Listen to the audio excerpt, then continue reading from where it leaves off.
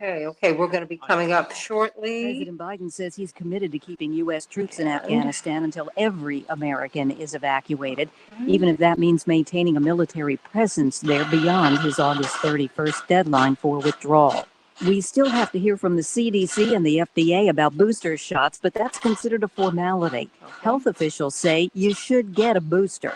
The AP's Sagar Magani. Surgeon General Vivek Murthy says there is evidence that vaccine's effectiveness against mild and moderate disease is falling, which could lead to reduced protection against severe disease, hospitalization, and death. So CDC Chief Rochelle Walensky and others are outlining a plan to offer boosters 8 months after people get their second shots of either the Pfizer or Moderna vaccines starting next month.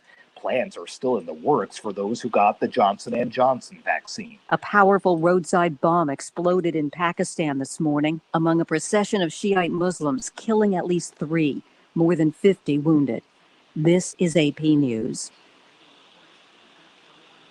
Nursing home staffers will now have to be vaccinated against COVID-19, says President Biden, if the facility wants to continue getting Medicare or Medicaid funding.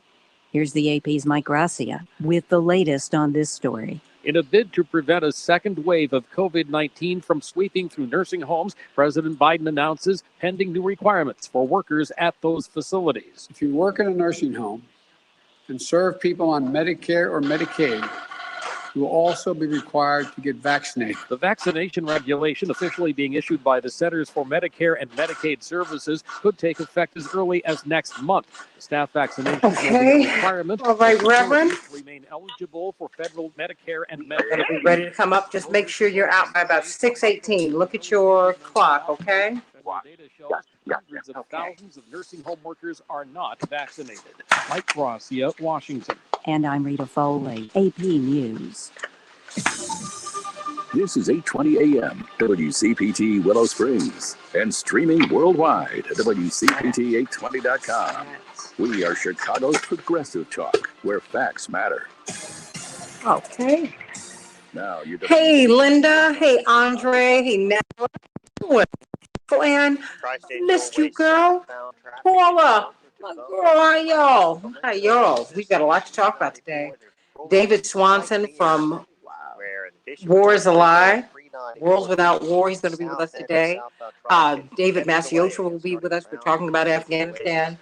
This story continues to evolve. It just continues to evolve every single day.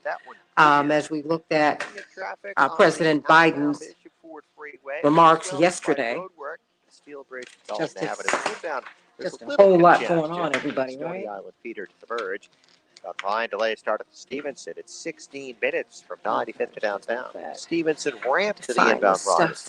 That's traffic. My mother loves train travel, so I had to find to the National Institutes of some Health, things for her. So I had to move those papers adults are drug related, like taking meds at the Families wrong time. take a train trip. How about that?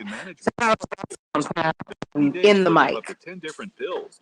Sounds good. Okay. All right. So we are. Just hear you. That's 800-420-7550. Okay. Very good. How about his level? Looks good. Okay, very good. Does he sound well? You know, because they were saying that I was so hot yesterday and the day before that I was clicking. Okay. So if you can make sure that my, what is it, my is lower, because I control nothing here. Then the economy goes in the tank. And if the economy goes in the tank, the I'll just be monitoring the chat line, because that's what they were saying yesterday. We had to make a lot of adjustments yesterday and the day before. Okay? Okay. Because it sounds a little hot now. Everybody, let me know how it's sounding. Joyce and Carol and Brian and Holland. How are you? Love that name. Very interesting. And Paula, Daryl, Natalie, Andre, everybody, let me know what how the sound is today. Okay? Visit Get Vaccine Answers. Coming up in they're sending you much love. Getting a lot of love from South and Central America. I love it. Because we're everywhere. Matter. You are listening to WCPT 820. We can change the world, change the world, change the world. Oh, yes, we can. We can change the world. We can change the world. Change the world. This is the Santita Jackson Show. War and hate to a place of love. It's not too late. Gotta save the children. We can't wait. Let's change the world.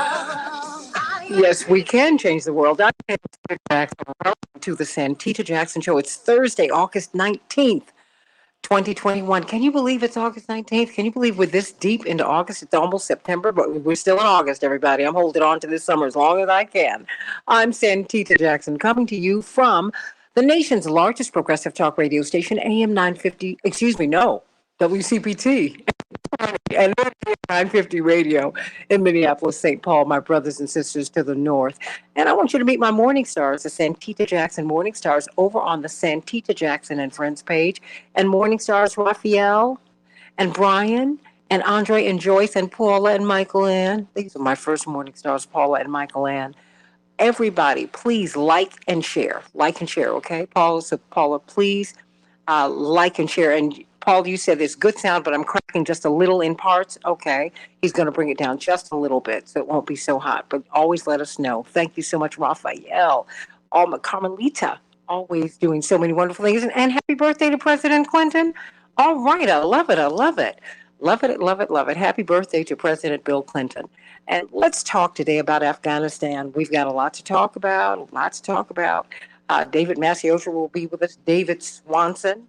Malcolm Nance is going to get things kicked off, so you know it's going to be hot, hot, hot, hot. Can't wait to hear what he's got to say about intelligence failures, right? I mean, that is, it is now being reported that President Biden was given bad information. And then some intelligence officers said that he ignored the intelligence that they gave him.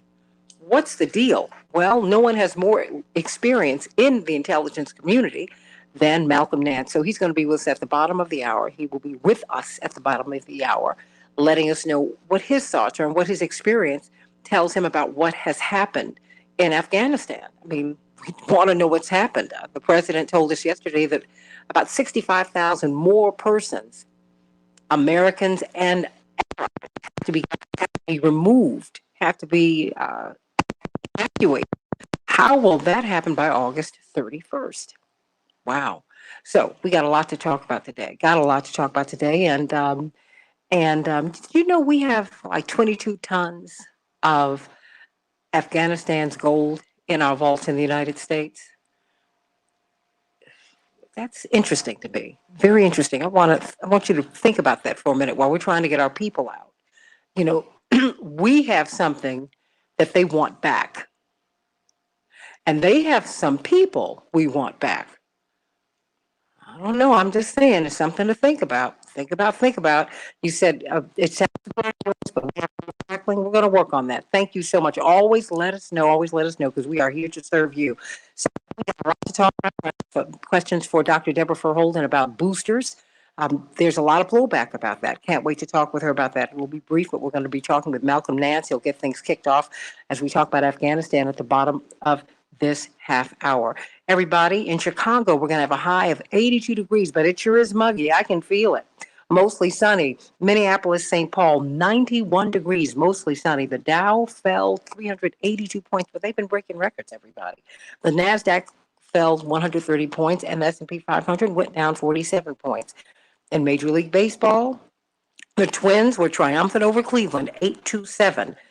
And finally, the Cubs came through, 7-1 over Cincinnati.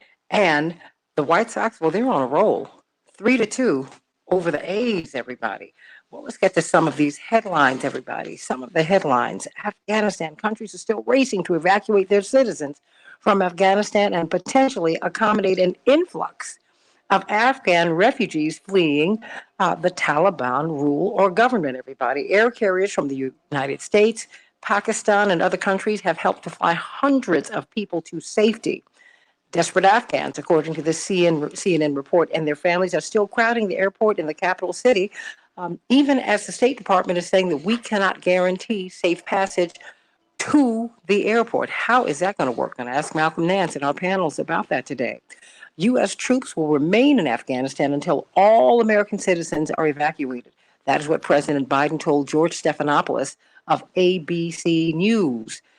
He said they will stay beyond the August 31st deadline, if necessary, to evacuate any remaining Americans who wish to leave the country. He said, quote, if there are American citizens left, we're going to stay until we get them all out, close quote. The United States and other countries operated evacuation flights from Afghanistan into Wednesday, and they're doing it all throughout the day. Thousands of U.S. troops have been flown into Kabul to protect evacuation efforts. Washington has moved some 5,000 people out so far, with an additional 2,000 Afghans relocated to the United States as special immigrants. About 11,000 people in Afghanistan have identified themselves as Americans, while more than 18,000 Afghans may need to be evacuated. Cannot wait to hear how all of that is going to go. And now there's a Chicago group. I thought this was settled. But apparently not. A Chicago-based group. They've been fighting to protect our parks all the way. They're asking the United States Supreme Court to halt construction of the presidential center. That's what it's going to be for former President Obama, as crews break ground in Jackson Park. Now, it's not going to be a library. It's going to be a center. There's going to be a center, everybody. In an emergency request, it was supposed to be a library, but they changed the mission. In an emergency request filed on Monday, the same day construction began, the advocacy group Protect Our Parks and several other plaintiffs asked the court to consider whether the project violated environmental laws. Specifically, the group, according to this Hill report, asked the High Court to issue an emergency halt on construction in the city's Jackson Park, claiming the federal, state, and local governments illegally segmented the project into smaller pieces in order to evade a full assessment of its environmental impacts. They argue that the authorities ignored the possibility of using an alternate site and called for a rigorous environmental review known as the Environmental Impact Statement. You know, we're going to have to talk about that tomorrow, because they're not letting go. And now it has gone to the Supreme Court. Now, Amy Barrett, Justice Barrett, has already seen this case before, and she sided with the Obama Center. But we'll see if this new tack will change the results, everybody. The Texas State Supreme Court says that Democrats who fled the state to block voter suppression package can be arrested. If any of the dozens of Texas House Democrats who fled Austin last month to prevent right-wing lawmakers from passing sweeping voter suppression legislation and laws refuse to present themselves at the state capitol, they can be arrested and forcibly taken into the lower chamber, and they will not be allowed to leave. What do you think about that, everybody? Call me at 773 773 763 WCPT. If you want to text me, GWC Injury Lawyers gives you the opportunity to do that. And GOP officials have taken the step toward overseeing elections in Georgia's heavily Democratic Fulton County. Wow, what is that going to be like? They're going to oversee the elections. You guys, it's just crazy. But here we are, 1/3 of American families, in the midst of all of this, could not cover a $2,000 emergency before the pandemic. Roughly 27% of American families could not cover an unexpected $2,000 expense within a month, and 33% were struggling to make ends meet in January 2020. Since the Great Recession, certain groups, including women, Black and Hispanic Americans, and those with less education, have shown lower financial resilience. Wow, everybody, we got to get things right. Pastor Darius Brooks, brilliant psalmist. Of course, your will is what's best for me, but he does so much more than write and produce some of the greatest modern day gospel songs of our time. He is also the pastor of Grace Central, and it's a wonderful church, everybody. I encourage you to go. It feels like a family. They don't know any strangers there. And one of the things that I love about this church is that they grab the people that it seems that everybody's left behind, the people who might not be welcome in other churches. They're welcome there. And to greet them is Pastor Darius Brooks, the beautiful First Lady Deborah Brooks. Well, Dash has gone to college. Oh my gosh. But it's a beautiful, beautiful family. And they're so embracing, and we just love you, Pastor Darius Brooks. What's the good news today? I am so excited today. As a matter of fact, I'm in Houston right now, enrolling Dasha in TSU Honors College, Santita Honors College. She got accepted into the Honors College, so I am excited. I'm excited. And I'm in the hotel bedroom, so if I talk a little soft, I hope make sure you can hear me. Oh, Santita, absolutely. I heard you say we can change the world. I concur. Yes, we can, especially when we first change our lives for the better. Matthew 15 and 16 says, I know who they say I am, but what about you? Who do you say I am? Santita, if I had to use for a thought today, my thought would be, what God approves, he must prove. What God approves, he must prove. Santita, the Bible is just a book to anyone who don't read it, who don't study it, who don't rightly divide it, and most importantly, believe in it, trust, love, and obey it. Because, Santita, that one believes in is what they do and how they live. Your Father has blessed me with a saying for years that I use all the time in everything I do. Eyesight with no insight is twilight. And God's word gives insight with eyesight that brings a guided life. These ain't just words coming out of my mouth. It's crazy amazing. What God approves, he must prove. God puts it like this, Santita, and I'm not getting understanding. We got to figure this thing out. What does he mean when he says, I know who they say? Santita, who are they? I'm glad you asked. I'm riveted by the story. They are everybody everywhere and all things in the earth who are in our ears, who we have in our thoughts. And Santita, we become they when we use they's thoughts for our individual lives.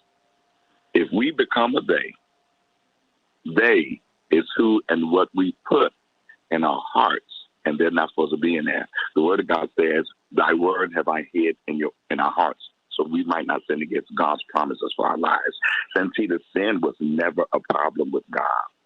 It was the wages of them, the price of being separated from how God designed for us to live a fulfilled life.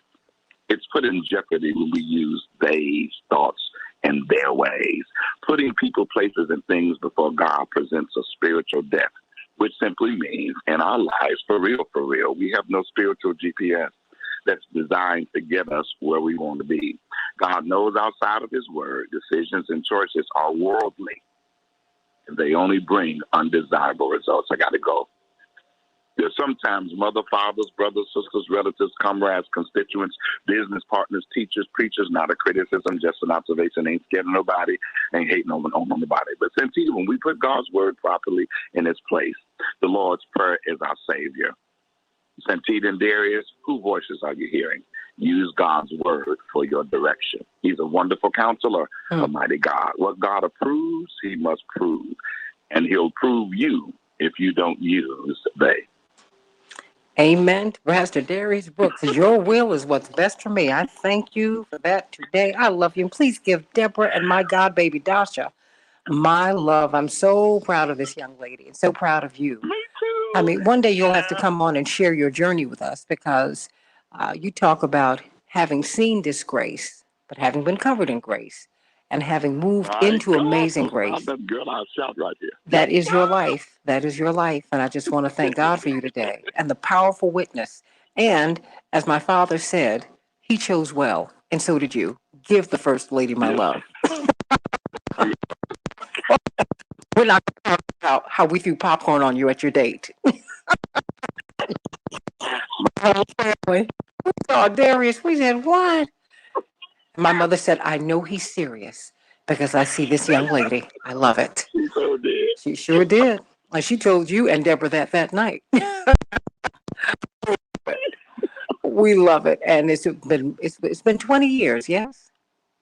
21. 21. 21 Absolutely. Yes. Absolutely. And you all have just done so many beautiful things. And we thank God for you. I love you, Darius. I love you, Pastor Brooks. I love you more. I love you, Pastor Brooks.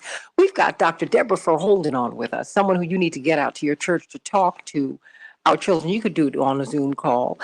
She is one of the world's leading, oh, yes, stay right here. She's one of the world's leading epidemiologists, and she comes out of Johns Hopkins. She is helping to build the School of Public Health at Michigan State University. She is their Associate Dean of Public Health, but she's involved in policy. That's one of the things we love about her. And because she can talk about the science of it and how it needs to be implemented, how it should be implemented, and the thrust of her work. You know, we're going to be with us for a short time today because we're going to have Malcolm Nance with us at the bottom of the hour, just in a few minutes, Dr. Deborah Holden, to talk about Afghanistan. But I want to know from you this. I was reading an Axios report that's talking about the second dose and these, well, the booster shots, that's what they're calling them. You said don't call them that, and I respect that. But, you know, just for the purposes of this conversation, they're saying that many public health experts are criticizing the decision to give Americans booster shots, and the World Health Organization and people all around the world are slamming the United States for planning these third shots while so many people around the world haven't had their first. I think only 2.4 billion people in the world have had these shots. Now, mind you, there are more than 6 billion, moving towards 7 billion people in the world. And they're saying, wait a minute, you're getting a boost when most people haven't gotten the first. Help us to make sense of that, Dr. Deborah Holden.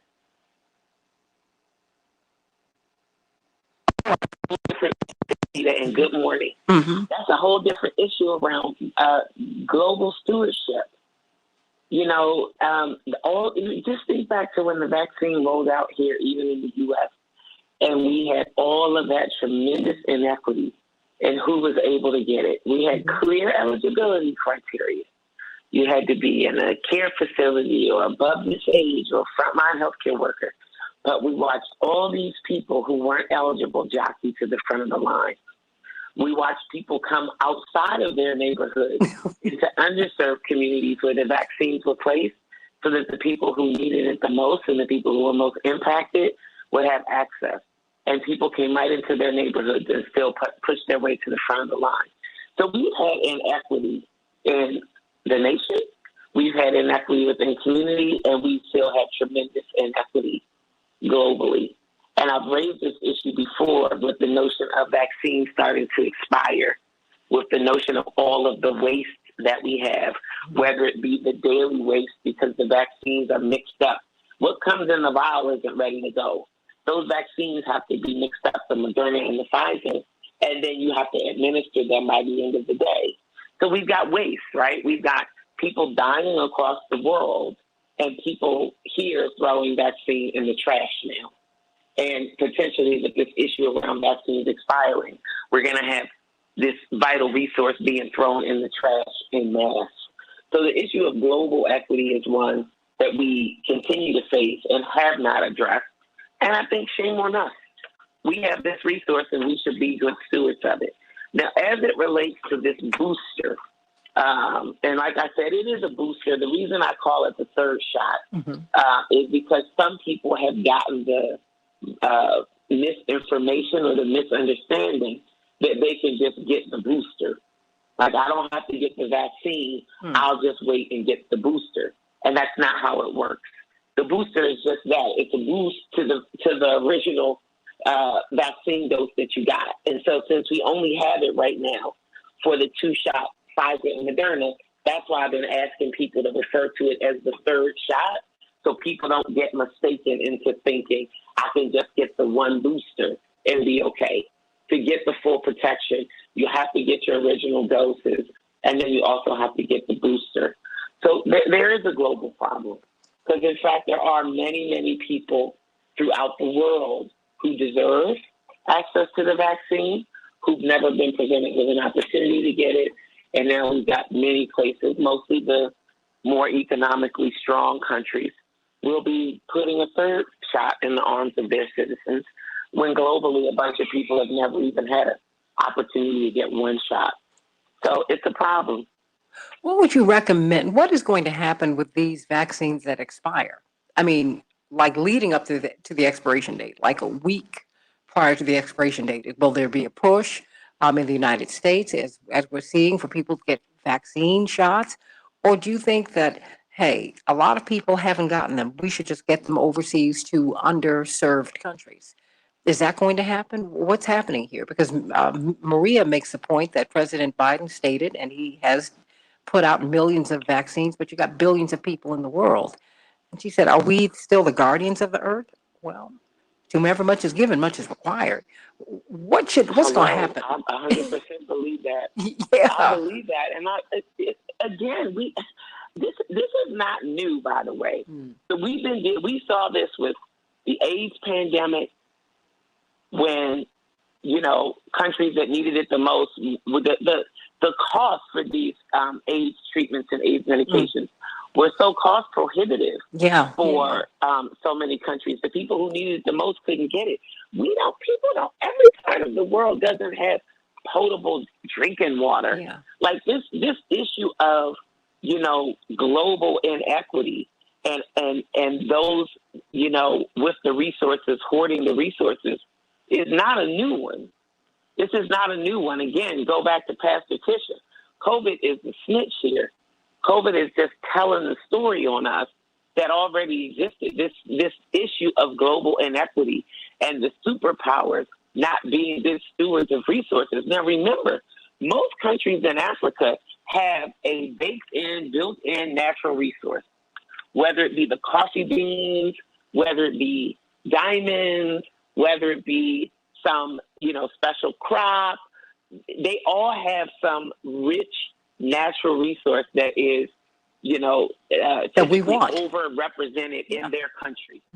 1 minute. Most of those countries don't even get to use those resources because they're in so much debt with the World Bank, with IMF, and with many of these other places. And they've had leaders who've come in and just plundered and pillaged those resources and gotten them into so much debt that they can't even be the beneficiary of their God-given resources. I've got 30 seconds. And then we've got these resources that we've created in the world that we don't share equitably across the globe. We take. And I think what we're seeing is the impact of power and privilege and bad stewardship. COVID wasn't the beginning. It won't be the end, but it is an opportunity for us to get it right. 15. Absolutely. It's the opportunity. It's the opportunity. It's very interesting. These so-called poor countries have all of these resources, and yet they're in debt to the IMF and the World Bank. How does that work? 5. You brought up a whole lot. Got Malcolm Nance coming up talking about Afghanistan on the Santita Jackson Show. Stay right there.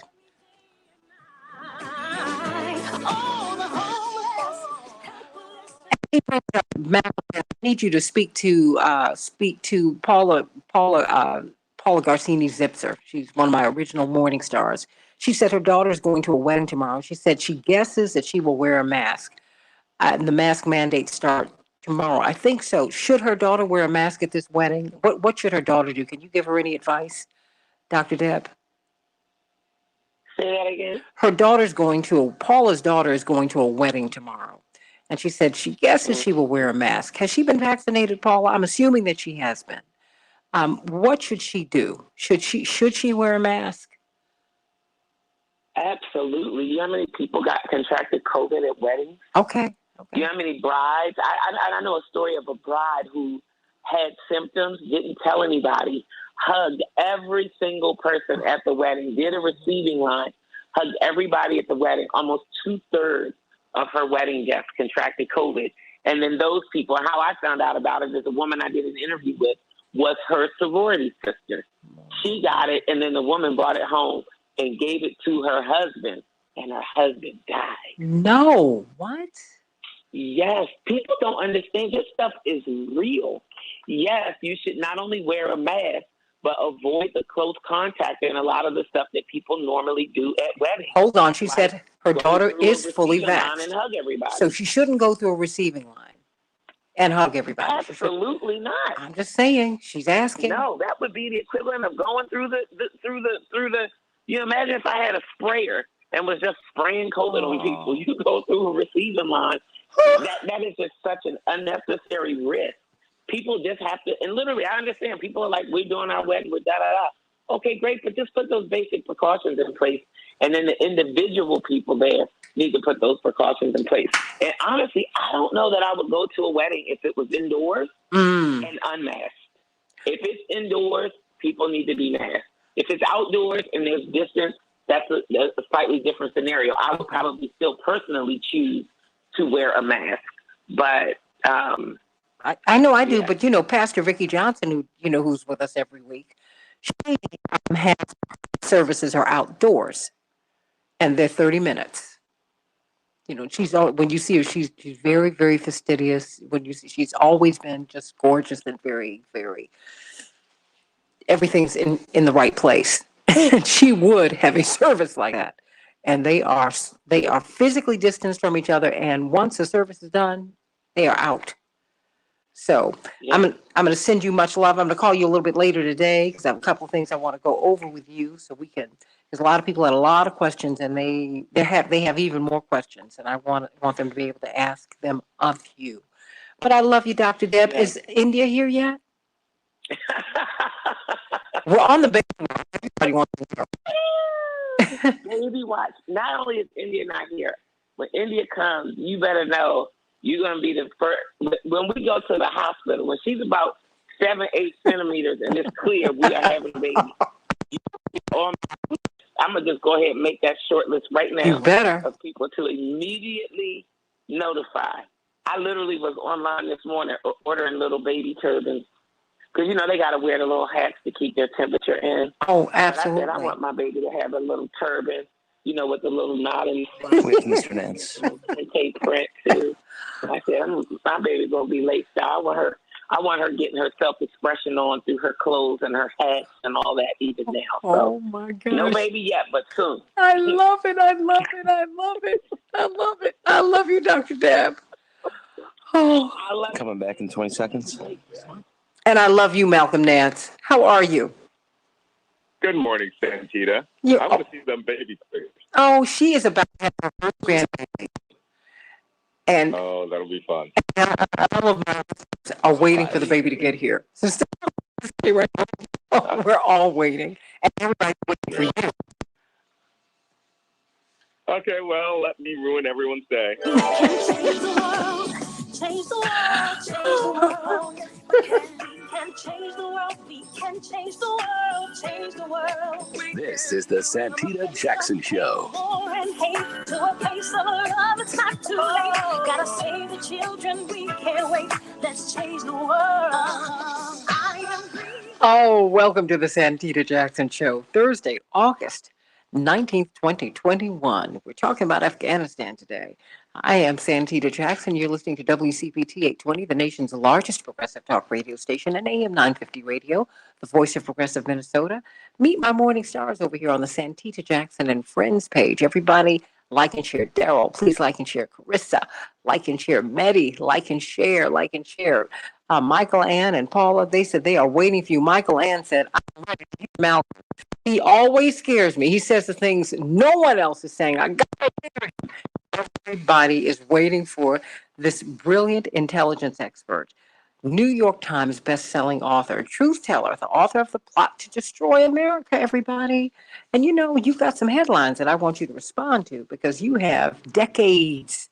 What did you say? You're a self-described spook. Oh my gosh. Here we go. Washington Post. Biden said U.S. officials lied about Afghanistan. It's not clear whether they'll be held to account. The Senate, some Senate Democrats are now beginning to call for hearings. What happened? The State Department is warning that the U.S. government cannot ensure safe passage for our people to get to the airport in Kabul. That's the only way you can get in and out of the country. Okay, let's just start here. What happened over there? What about the assertion from the president that U.S. officials, intelligence, this is part of the woods, that you all didn't tell him the truth? What happened?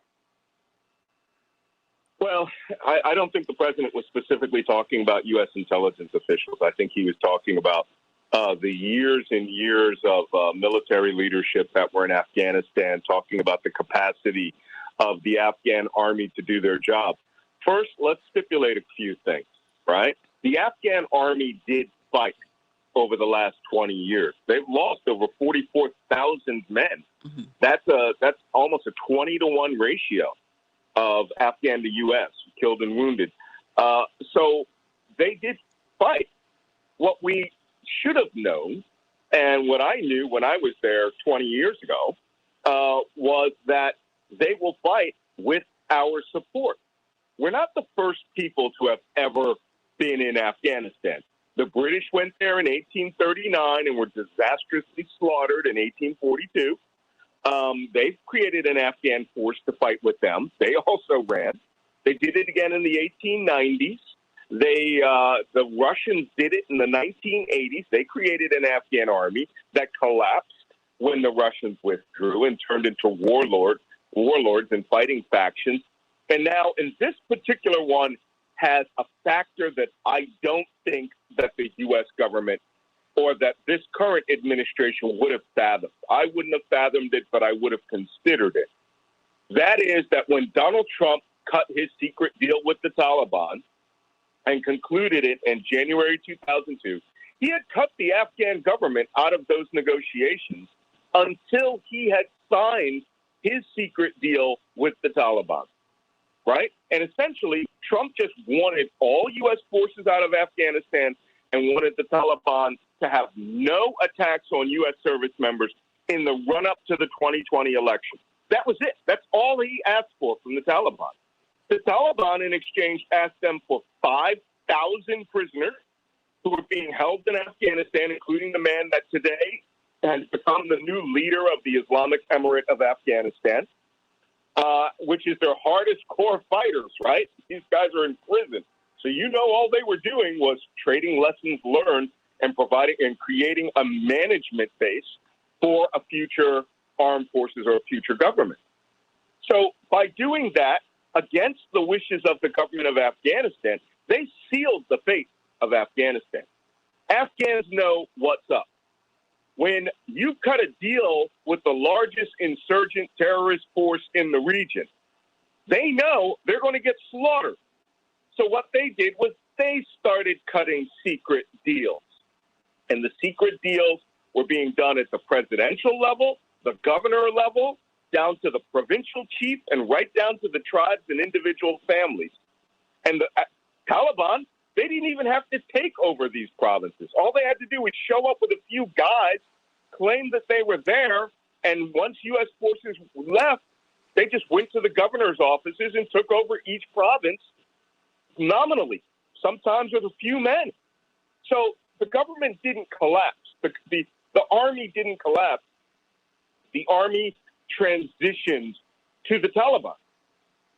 So people say, well, we didn't know that these guys would drop in 11 days. I recall a similar operation we carried out when we invaded Iraq, where we contacted all of the Iraqi senior generals and by phone and told them we were invading, tell their men to take off their uniforms and go home. Most of them did that. There was very little Iraqi army opposition in the invasion of Iraq. So, why they should have been surprised at this is beyond me. Because anyone who has ever spent any time in Afghanistan or or Sub-Saharan Africa or the Middle East or South Asia, you can't hustle those guys. What do you mean by that? Those guys know what the ground is. Okay. So that's what happened. So They when you walked say, away from us and turned over to the Taliban. well, but why do we do this? You're walking into someone else's country. Oh, okay, because help me, because I'm a layperson here. You are the intelligence expert. You're the veteran. You have served over in this particular space. You're walking into someone else's country that they know. Mm-hmm. You mean to tell me you don't think that they know it better than you do? And that they don't know where to hide? This is American hubris at its finest. Okay. All right. I just want to make sure. Tell you. Okay. I'm just saying. We believe that we, through our own virtues, which we're finding out right now are corrupted, are better than everyone. Right? I had to actually tweet this. We did not own Afghanistan. We do not own Afghanistan. They are their own peoples with their own tribes, their own values, their own families. and they will make deals for themselves, right? Yeah. And bombs can't control that. And when the neoconservatives of the George Bush administration went in there, hey, the mission was to wipe out Al-Qaeda. And we had an opportunity to do that when we had them trapped on Tora Bora. But then Dick Cheney and George Bush switched everything to Iraq, to toppling Iraq and rechanging the entirety of what they thought was South Asia, the Middle East. They would have Iran boxed in on both sides.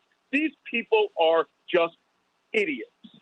The intelligence community can only do one thing. We produce facts as they seem on the ground and give you analysis of the best case and possibly the worst case scenarios. We cannot make the consumers, which are the national leadership, consume it properly and execute proper policy. We cannot, right? All we can say is, hey, this is what we think. You know what? The Bush administration threw intelligence out the window unless it suited them for years, right? And it cost hundreds of thousands of people their lives. This administration took on Trump's withdrawal, which, by the way, Trump secretly tried to get every U.S. soldier out of Afghanistan in January before the inauguration, which would have led to this, it would have led to exactly what you've seen right now, right? And he wouldn't have tried at all to get U.S. citizens out of there or U.S. green card holders or anything. Trump just wanted to dump the whole thing to the Taliban. He cut a secret deal with them. Biden's staff are incompetent in the national security staff. This is my take. And in fact, if Biden was smart, today he would fire his national security advisor, who's some young guy in his early 40s. I don't trust young kids because they don't have experience. And I don't care if they were superkins in Harvard. Reading the books is not experience. He should have had a highly experienced, preferably woman or male, African-American male general or colonel who has got boots on the ground experience, or a CIA officer who could go, hey, I'm going to jump on an airplane and fly over there tomorrow morning, Mr. President. I'm going to call you and tell you what happened. And if that guy calls back and says, you need to mobilize the entire Air Force, and we need to do a reverse Berlin airlift and get everybody out of here, well, now you have somebody who's not writing a white paper about it. That's the problem with the White House. They are bureaucrats. And in national security, the way the world is going, we need to do to Afghanistan and our foreign policy what we're doing to COVID, which is provable competence. We're talking with Malcolm Nance, preeminent U.S. intelligence expert, New York Times bestselling author. You've got to get his latest book, The Plot to Betray America. He's talking to us about what has happened in Afghanistan. You know, you just said something about hubris and what we think we know. And, we think that it's our oil up under their sand. We think it's our diamonds up in their mountains and in their hills. It's crazy. When Reverend Jackson, my father, who you know, and he has tremendous admiration for you. Maybe it's a South Carolina thing. I don't know. President Reagan asked him when he got Lieutenant Goodman back, how did you... I remember that. I was there for that airstrike. Of course, he said, Reverend Jesse, how did you do this? Because President Reagan wasn't being disrespectful. My father was maybe 41, 42 at this time. He was a kid next to President Reagan. And so he saw him in many respects as he respected him, but he thought he was just very, very young. He said, how did you do it? He said, I talked to him. Mm-hmm. And I spoke with him personally and spoke with him as he's a head of state. And because I thought it was interesting that you said you need a woman. You need someone with this tactile experience. You need an African American who's taken some hits and who understands how it is to be invisible in a room and all of that. Help me to understand because we're going to stay there until we get everybody out, and we're sitting on $1 trillion worth. They know that we want their minerals, $1 trillion worth of it. We have 22 tons of their gold here. How is that supposed to work, Malcolm Nance? we are not. There's no minerals to be had out of Afghanistan by us. And I don't know anyone who was smart enough to think that in that security environment, you could go there and do mining and oring. China is going to do that. They're going to be the winners here. And you know what? I don't care. Because the most important component of this is that 20-year mission, which was not 20 years to build a Switzerland in the middle of South Asia, in a place that Genghis Khan and Alexander the Great couldn't conquer. Right? Countries that had just been, let me give you, I remember I mentioned 1839 when the British had the first British-Afghan war. When I had to go to Afghanistan in 2002, just soon after 9/11, one of the first things I did, I read a book by a gentleman named Alexander Burns, and it was called Kabul, Cabool. And this guy was an adventurer spy who lived there, fluent in the languages and everything. And the city of Kabul was taken by the British from local warlords. 3 years later, those warlords, who are the same people we're fighting today, the Pashtun tribes, came into that city and slaughtered every British soldier in it. They allowed 3 people to escape to take the message back to the British in the Punjab. Right? I read that in 2001, right? Before I went there in January 2002. So I had reinforced everything I had learned about the Soviet occupation, everything that I had learned in British history prior to that. I read everything about the 2 British-Afghan wars and realized these people don't change. They're tribal, and that's what we're up against. So when I went there with respect. When your father went and got Commander Goodman, who was an A-6 intruder pilot that was shot down over Syria in a Ronald Reagan airstrike, right? By the way, here's a little story for you, Santita. Before that airstrike, this is how ignorant and some of U.S. people are in the U.S. intelligence. I was asked, as the resident Arabic linguist and Muslim expert, what time Muslims pray in the morning. And I said, well, of course, they pray at dawn. And they then said, what direction will their backs be turned? And I said, well, to the southeast. And they said, good. And it popped into my head, and I said, wait a minute. If you're planning an airstrike at dawn because you think all those people are going to have their backs turned, you're an idiot, right? This is insane. That's precisely what they thought. And that's why that Alpha strike, which I took part in the intelligence planning of, on Syria, got Lieutenant Commander Goodman shot down and his pilot killed. And if it wasn't for your father, going and speaking to Hafiz al-Assad at the time, we might not have gotten them out. And you're right. Your dad talked to them as people. And this is one thing we don't do because we are a naturally bigoted society. And it's only those people in State Department and intelligence and defense who are on the ground with them, who understand maybe we should try to learn what they know. Well, help me with this because all of the reporters who are on the ground there, I have nothing but respect for you. Whether I agree with your tactics or not, I do. Because it's not easy work and it's perilous work. But one reporter, and she is a woman, and I've seen her do Miss Ford. She's doing wonderful work on the ground for CNN in Kabul, but I think she's missing something. Clarissa Ward. Yes. And Ward, not Ford, excuse me. And she has on the hijab and the burqa, but she was out and she was talking to them and she didn't have her face covered. And the Taliban soldier said, cover your face. And she was a little indignant. I said, honey, wait. I remember during the campaign, my mother, the first presidential campaign, my father's first campaign, she was invited into some churches. And a lot of these churches do not allow a woman to be in the pulpit for any reason. And my mother didn't balk. They put the microphone in front of the pulpit on the ground, and that's where she spoke. And someone asked her about it, and she said, I'm respecting. She said, I need them to help me while we try to help them. She said, but I'm not going to get anywhere disrespecting this pastor, because when I disrespect the pastor, the congregation feels disrespected.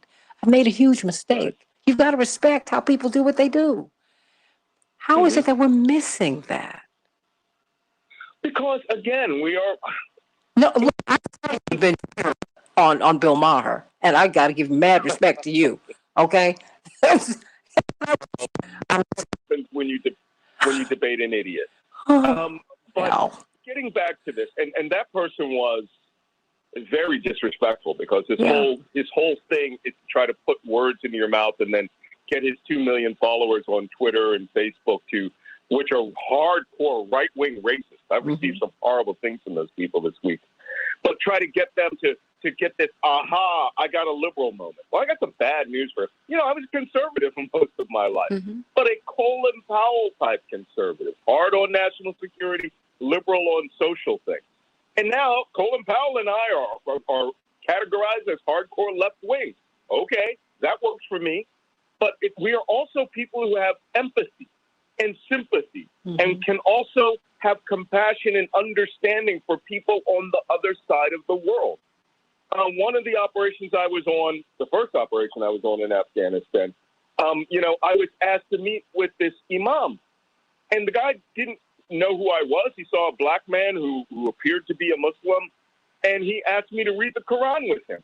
I read Arabic, and I can read the Quran, and I can enunciate it relatively well. And I read the Quran with him, and I prayed with him, and his sons had tea with him. And the guy completely opened up because he thought, well, you understand where I'm coming from.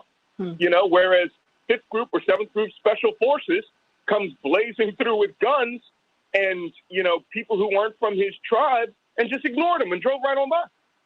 Right? The point is we need, as Americans, to understand that all of those incredible, amazing places in the other side of the world have customs and values that are not ours, and we cannot shove ours down their throat.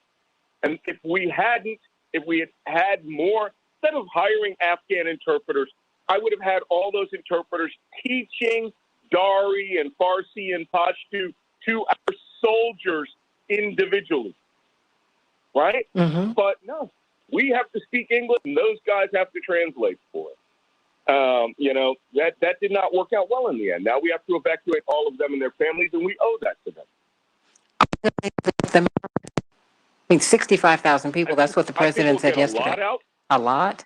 Yeah, the deal with the Taliban is going to have to be dealt with in gold.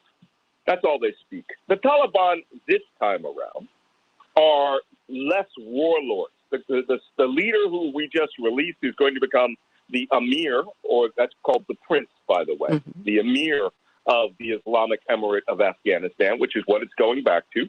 That's its name. That Emir is going to want to re-assimilate into the world order this time. He doesn't want to be North Korea. They want to be more like, Pakistan. And they will have really good relations with Saudi Arabia, Kuwait, all the Gulf-rich Arab states, right? Because they want to make money this time. They have to deliver. They can put down the framework of religious justice, which is what the locals want. They don't want British law, which is how, the stuff that was brought in the 1800s. The framework of British law giving justice at the street level when someone uses their car to hit their donkey and kills it. They want Sharia law, which is Islamic law, which is what they practice. And Sharia law is fine for that culture and those people and with that religion. We can't wrap our heads around it because it's not our law. Well, that's just too bad. We can't control everybody. And the Taliban provides that. I'll tell you one thing the Taliban's going to do. They are going to wipe out the opium trade in Afghanistan, which, by the way, has flooded all the streets of the United States. The opium epidemic in the U.S. started with, 165 tons or 165,000 tons of heroin going out of Afghanistan after we invaded that country. We jumped, the Afghans there jump-started the heroin trade. The Taliban are going to eliminate that, and the locals are going to like it. We aren't going to like a lot of stuff that they're going to do, like putting women back in burqas, that's head-to-toe cover. But you know what? It's their culture, and we have to use influence where we have influence. And I hear we got a tons worth of golden influence. So if we want all those interpreters and their families out, we should just buy them out. We should say, look, When all of the people we want out who want to come out, and we're satisfied, we'll release your gold. Now, of course, the Republicans will say, you gave terrorists money. It's actually their money, and they're not terrorists. They're insurgents, which is a combat force, which is legal. ISIS in Khorasan, which is a tiny, tiny, tiny little variant of ISIS in Afghanistan, they are terrorists. And the Taliban has actually clashed with them. Maybe we'll work together to wipe those guys out. But Al-Qaeda is not there. ISIS is a microcosm. If this country wants to transition to a nation state, we have the ability to influence how they treat women through our allies and through the money we owe.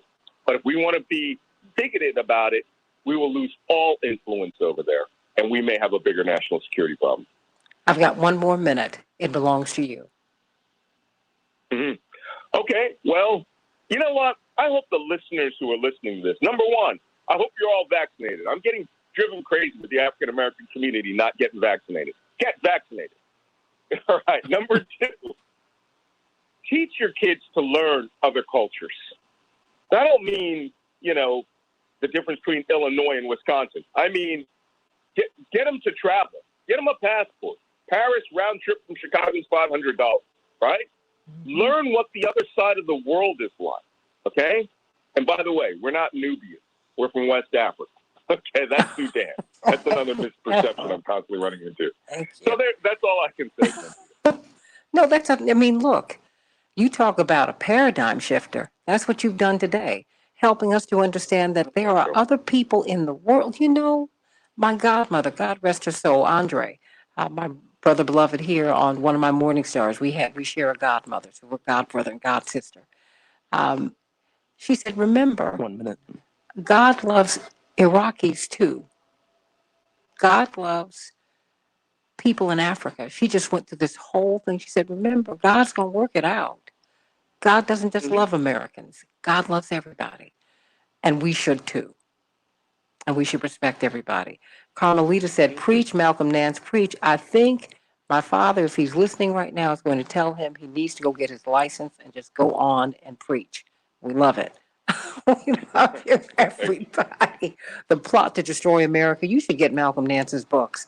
But boy, thank you for changing our thinking, helping to change our thinking, helping us to see these people as human beings who have hopes and dreams and aspirations, just as we do, while we're holding on to their gold.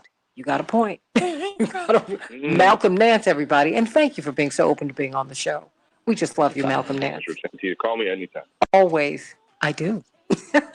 Let's talk, everybody. What do you think about what Malcolm Nance said? Let's talk about it on the Santita Jackson Show. Back in just a few minutes.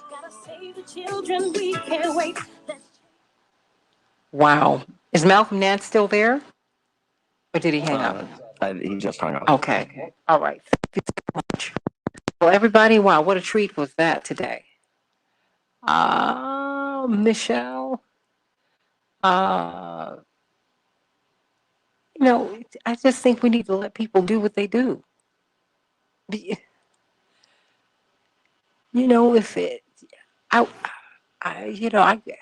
were sharing yesterday. I mean, I grew up in a church where you didn't wear pants. Not girls, not women. No, you didn't do that. That is and he dressed a particular way. I had a pastor, Reverend Clay Evans, my pastor, may he rest in peace, said, he wanted to promote modesty in women because he felt that if we, started wearing pants, that it would continue to move into something else that would be where we would not be modest in church. And that's what I'm seeing that happen. So, I think really David Swanson, Lorraine Dunkley, hey, you're going to love this piece that he wrote, Lies, Damn Lies, and what we've been told about Afghanistan. A lot of people are helping to disrupt a lot of our thinking. David Swanson, how are you?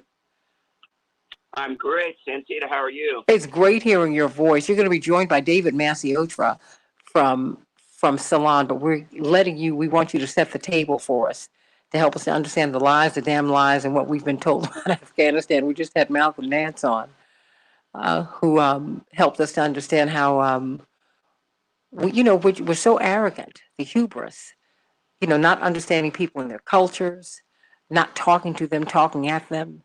America's going to have to stop that. The Western world is going to have to stop that. That's not working. It's not working. But I really enjoyed your piece. Lies, lies, lies, lies. That we have been the longest war. Oh, I just can't wait. Is here. David Maciotra, Hi, Santita. How are you? I'm doing well. You're on with David Swanson. And David Swanson, this is David Maciotra. He's from Salon Magazine. Of course, his latest book is I Am Somebody, Why Jesse Jackson Matters. David Swanson he's a radio host. He's an author. He is an activist. RootsAction.org. He's their campaign coordinator. And WorldBeyondWar.org. He does such brilliant, brilliant work. And we're just so excited that you're all with us today. Can you imagine a world without war? Can you imagine? And we have Attorney Patillo. Wow. Attorney Robert Patillo? It's difficult, but it's doable. Good morning. How are you, Robert? Have you recovered from your stint last week? And doing morning drive? Yes, ma'am. You know you're built for it. I know you were great. But you got to recover. It's a lot. But stay right here. We have, oh my gosh, I'm very excited to have David Swanson, the campaign coordinator for RootsAction.org. David Swanson, Attorney Patillo is the Southeastern Regional Director for Rainbow Push. I don't know if you know each other, but if you don't, you should. And Robert Patillo, he is also the Executive Director of WorldBeyondWar.org. World Beyond War. World Beyond War. And I just love the work that he has done. Love the work that he's done. So everybody, let's get right to it. We're going to get to this show in a couple of minutes. But you all can talk. We're on Facebook Live right now. Hey, George Bliss, how you doing? I'm speaking to all my people on Facebook Live. Michelle and Jacqueline Williams. Everyone, if you missed Malcolm Nance, and certainly you don't want to miss these gentlemen who I have with me now, you can hear the podcast of the show. It'll be up within an hour after the show. The podcast is on WCPT820.com/Santita. WCPT820.com/Santita. And you can get the show without the commercials, everybody. So we've got a lot to talk about, everybody. If you all want to talk amongst yourselves while we are about to come up, you are more than welcome to do that. So I hope you all are enjoying the last gasp of summer. But you know what, just very quickly, David Swanson, I don't want you to waste your best stuff over here. I've got 1 minute before I come back up. Well, I think I'm just going to have to wait. Because I'd certainly want you to tell me what you thought of President Biden's interview with George Stephanopoulos. I'll just wait. I can't wait. So I can't wait. I love it. I'm so glad I got these guys. You all make my life so much easier. Yes. Did you read Taylor Branch's book on Bill Clinton? No. Oh my goodness. Straight from the horse's mouth. I don't know what Mr. Swanson thought. I'm eager to hear, but Bill Clinton called George Stephanopoulos a male bimbo. And that was after he worked for him, of course. So I'll just leave that for the audience to ponder on Facebook. Oh, wow. Okay. Hold on. I'm sorry. Let me check. I'm going to have to get that. I don't know how I missed that book. It's quite good because whether you like Bill Clinton or not, Taylor Branch interviewed Bill Clinton, I think, about 100 times to write the book. So there are plenty of firsthand, intimate details and thoughts. Oh, wow. And I love Taylor Branch's work. Me too. I don't know how I missed that. Yeah, Taylor Branch's trilogy on the King years. Oh, yeah. Is just essential reading. Please, I ran and bought that. Masterful books. Oh, I ran and bought that. I was in college at the time. I ran to the bookstore to get that the day that I saw him interviewed on the Today Show.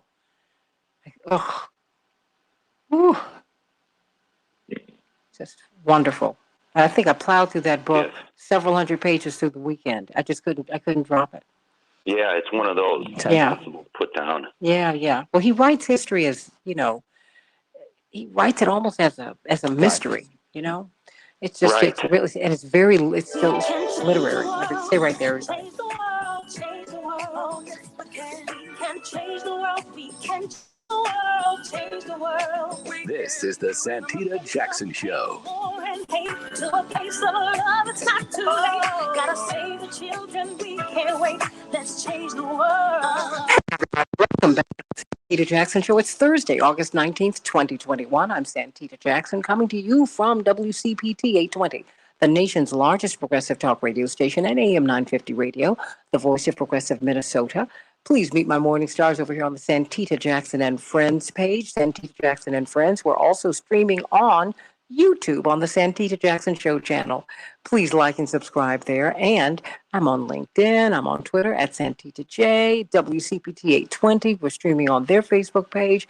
You can't miss us, everybody. So please, Laura and Meddy and Daphne and Paula and Michael and Cynthia, everybody, please like and share, like and share. We've got to talk about Afghanistan. Cannot wait to talk about that with this magnificent panel. We just had Malcolm Nance. And if you want to hear the podcast of this show, please go to WCPT820.com/Santita. About an hour after the show, you'll be able to hear the show without commercial breaks, everybody.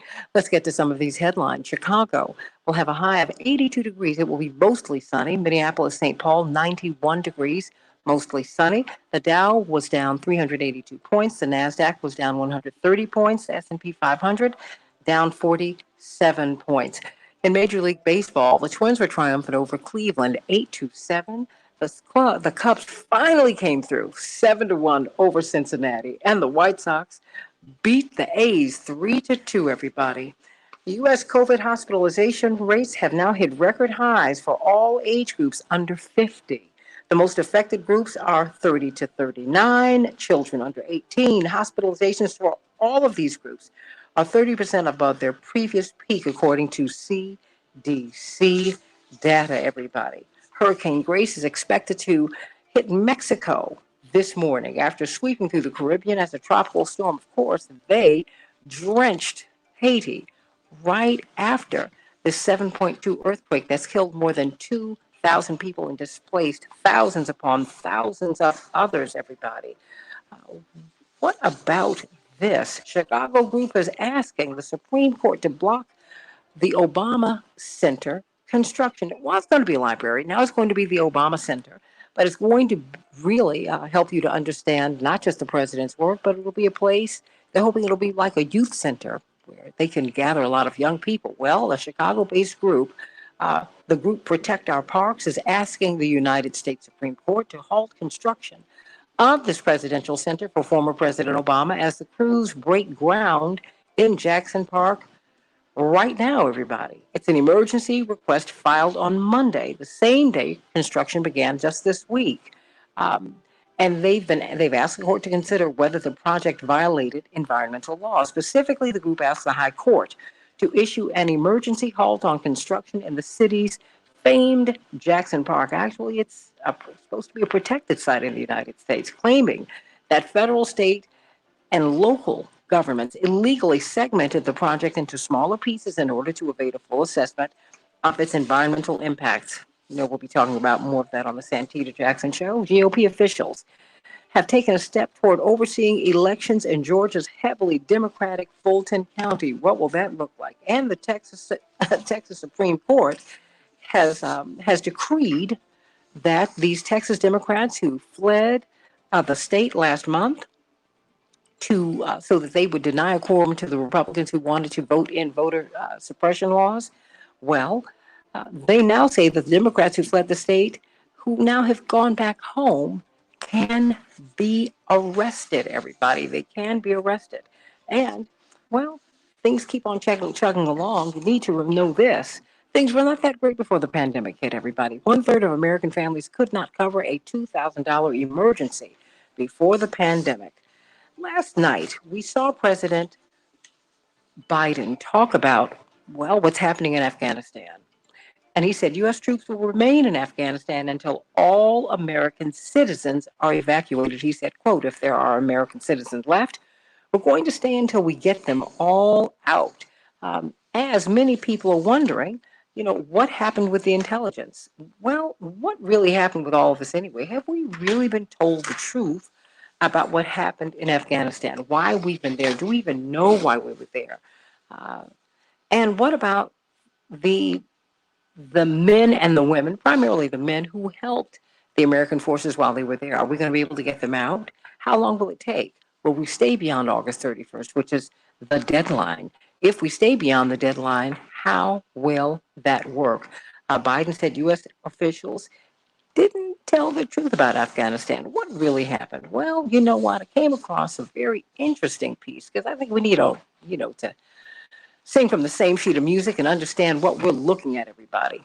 As we look at the fact that we're holding 22 tons of the Taliban's gold, of Afghanistan's gold. Will we give it to them? Lies, damn lies, and what we've been told about Afghanistan. This is by David Swanson. David Swanson, worldbeyondwar.org, rootsaction.org. He said it's far from the longest U.S. war. There was no peace before it or after it. There is no after it until they end it. And bombing has always been most of what it is. It has had nothing to do with opposing terrorism. It has been a one-sided slaughter, a mass killing over 2 decades by a single invading army, an Air Force dragging along token mascots from dozens of vassal states. Wow. David Swanson, what do you mean? Good morning, Santita. Well, I appreciate you having some people on your program, unlike what we're seeing from the rest of the media, which is open concern for imperialism, the need to keep U.S. troops in that location, and focus on these past few days, which have been no more disastrous than the previous 20 years. And I think the president is clearly right to end the war if he ends the war, which includes ceasing to bomb the place. But I think he's wrong to blame the victims. He's wrong to suggest that the problem is that the Afghan army wouldn't fight for itself. The Afghan army has been doing most of the fighting and dying for 20 years. And their restraint, their decision not to have a bloody civil war is one of the best things that's happened on the earth recently. This was a good thing to not have a war, for God's sake. And of course, the United States pretends all of these wars are civil wars because otherwise it would be waging a war. But the minute it pulls out, the war goes away. What does that tell you about the Civil War idea? I think Ryan Grimm's piece in The Intercept yesterday or so is right on. The president needed to stop pretending that the Afghan government was a real going enterprise and that things were going to remain the same for months. If he was going to have, an orderly withdrawal, he needed to surrender to the Taliban, and they weren't about to do that.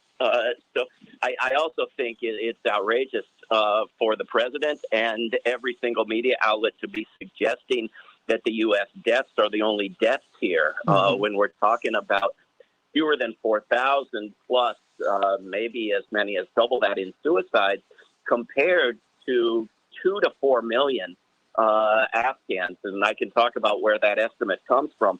But on top of that, millions injured, millions traumatized, millions made homeless, children freezing to death. I mean, just horrific atrocity after atrocity for 20 years. And Afghanistan made one of the worst places to live, to give birth, to be a woman, child, or man prior to whatever horrors the Taliban unleashes. And the world and the United States made worse in the process of the past 20 years of militarization of governments, diversion of resources into war, environmental destruction, erosion of the rule of law. I mean, this has been a disaster that has not just been created in the past few days. We're talking with David Swanson, worldbeyondwar.org. Of course, he is also the campaign coordinator for rootsaction.org. We're talking about what is really going on in Afghanistan and what we're missing. David Swanson, if we look at the mainstream media, critique them for me. What are they telling us that's not true? They are telling us or allowing the government spokespeople to tell us that this war that had absolutely nothing to do with decreasing terrorism and everything to do with increasing and spreading it was about protecting us from terrorism. They are failing to report, although they all reported it at the time, that the Taliban was willing to hand bin Laden over to a third country to be put on trial. They were asking for any sort of evidence of crime, and then weren't even asking for that anymore. But President George W. Bush wanted a war. They're neglecting to point out that the Taliban was very quickly defeated, that George W. Bush very quickly told us bin Laden didn't matter. There was no interest in bin Laden. Years later, we were told bin Laden was dead. None of this had any impact on the war, which was planned before 9/11 and has rolled on regardless of any sort of justification or purpose. Joe Biden is telling us, and the media is parroting, that the war had nothing to do with nation building. Meanwhile, the commanders of U.S. bases around the United States are rushing to reassure veterans of the war, who exist by the millions, that it had everything to do with nation building, because that's what they saw their buddies supposedly die for. That's what they went over there and took part in these horrors for. So, you know, we're never given an explanation for these wars that justifies them. We're also being told that there have been endless mistakes and miscalculations and failures to plan, and it ought to have been done right. Whereas there is no way to do such a thing right. There's nothing legal, moral, practical, or polite or respectable about invading and occupying somebody else's country, kicking in doors, dropping bombs. I mean, this cannot be done right. There's not a better way to run off and do it in Somalia or Congo or China or Russia. The lesson has to be learned. They're also giving us the same darn people who've been wrong about this war for upwards of 20 years. And I haven't seen on corporate media outlets a single voice from among those of us who were right before it started and demanded it and all during it.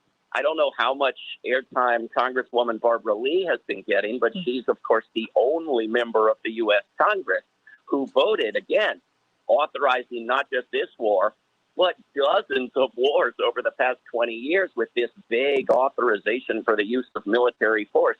The only one in the House or Senate who voted against it, whereas a significant portion of the public and of people with some expertise on the area predicted exactly what would happen and were shut out from the media from that day to this.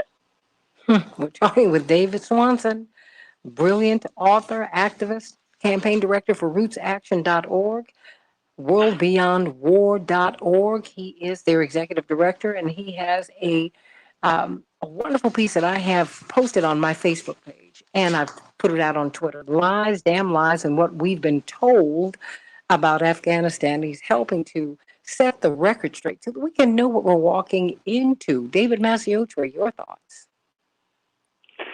Yes, David Swanson is entirely correct. And just to fill in a detail, it was December 5th, 2001, that Taliban forces offered an unconditional surrender to the United States military in Afghanistan, and the Bush administration summarily rejected it.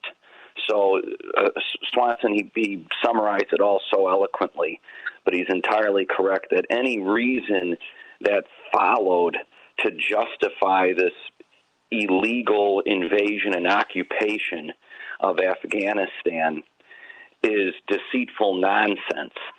The reason, to put it more accurately, was probably captured many decades earlier by General Smedley Butler, who wrote an American classic that every high school student should read if we had an authentic, functional educational system.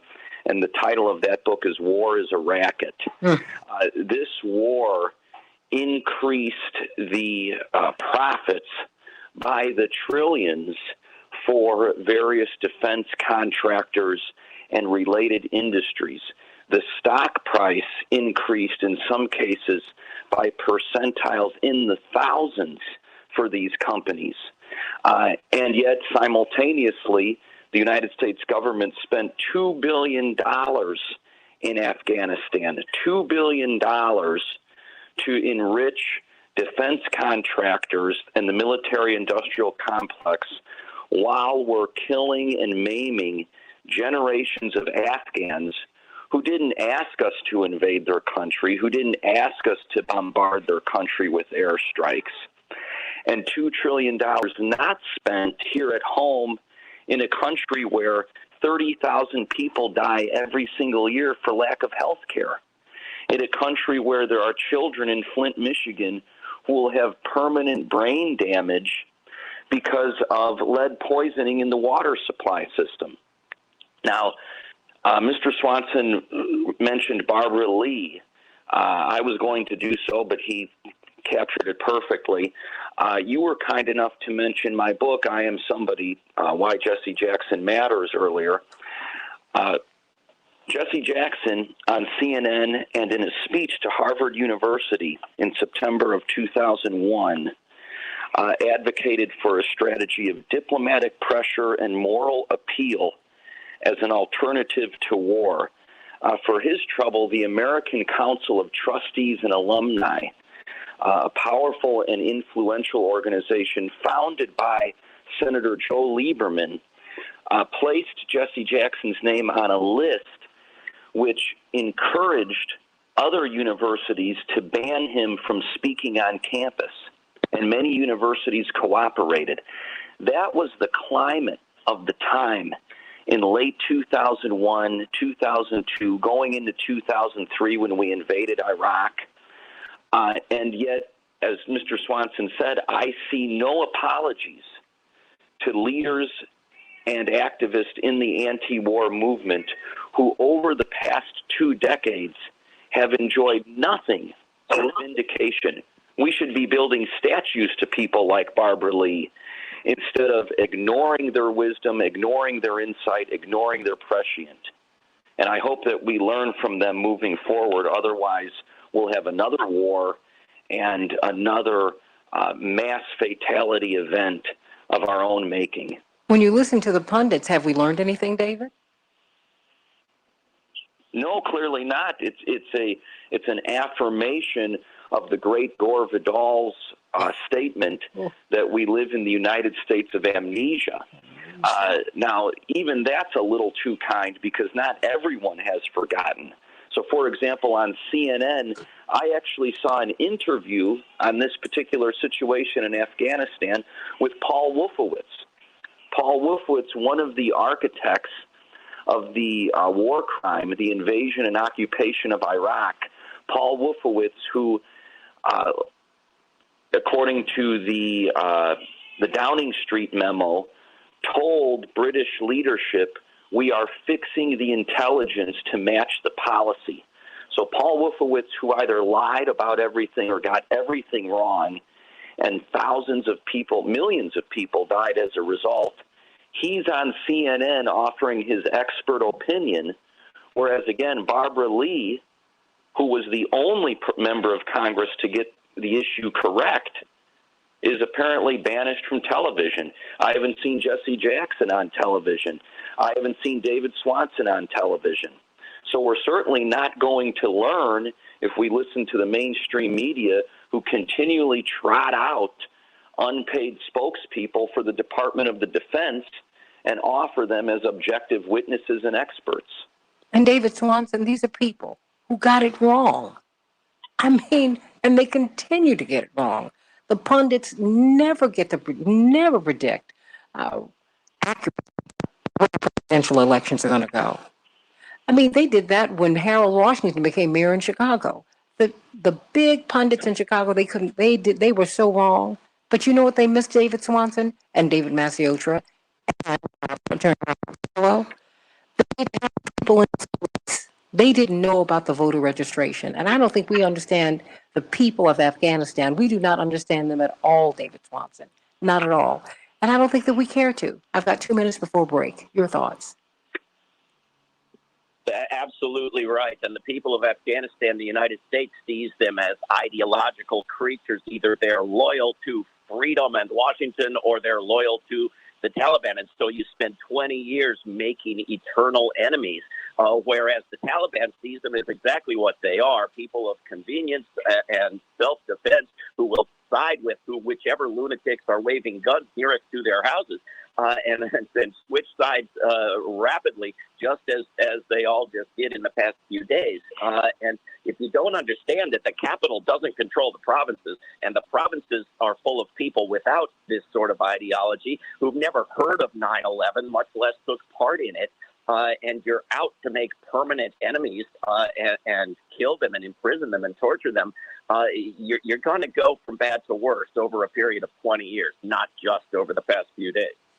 Everybody, what do you think? 773-763-9278, 773-763 WCPT. I want to hear your thoughts. What do you think about what you're hearing? We're going to hear from Attorney Robert Patillo, host of his own show on WAOK. He is also the Southeastern Regional Director for Rainbow Push. He's based in Atlanta. Can't wait to hear what his thoughts are on the ground. David Swanson, the executive director of worldbeyondwar.org. World Beyond War. Oh, wow. I got about 30 seconds before we go to break. What would a world beyond war look like, David Swanson? Would something beyond where we were 20 years ago, which, we have moved in the direction of normalizing war. We've spent not just $2 billion, and not just $2 trillion, but $20 trillion, over $1 billion every year into U.S. militarism, justified by these wars that have normalized wars, and more of it to the big profiteers. So the five biggest weapons companies are now getting 5 times as much every year out of the U.S. government as what they got 20 years ago. This is the direction we've moved in, sold to us on a package of lies. A world without war. I mean, we would be funding human and environmental needs at home and around the world beyond our wildest dreams, countering environmental dangers and disease pandemics and poverty just beyond anything we dare dream of. 15. Unfathomable amounts of money that are going into death and destruction could be redirected in a world beyond war. Amen. And all we dare do is dream. 5. This great world is but a thought away, everybody. We've got to change our minds and change our world. We can change the world. I'm Santita Jackson. Stay right here for more of this excellent talk on the Santita Jackson Show. Back in just a minute. Ooh, you guys are fire. Robert Patillo, you there for me, hon? I'm here. I'm learning the entire time. Oh, we're coming right back to you. Great radio show, everybody, on the iconic talk radio station in Atlanta, and it's from 1 to 4 Eastern Standard Time every Sunday. And nice. Yeah, he's absolutely brilliant. But all of you are brilliant, and part of the reason I bring you all together so that you all can get to know each other and maybe do something beyond this show. Because we should be hearing from you, David Swanson. We should be hearing from you, David Masiotra. But I think because you wrote that book on Reverend, you see how he got.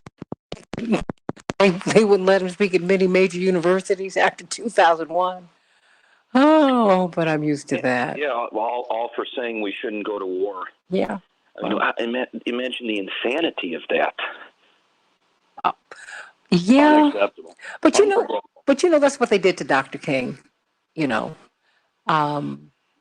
he, Dr. King lived under threat and in isolation the last year of his life, to show you how cold this beast is.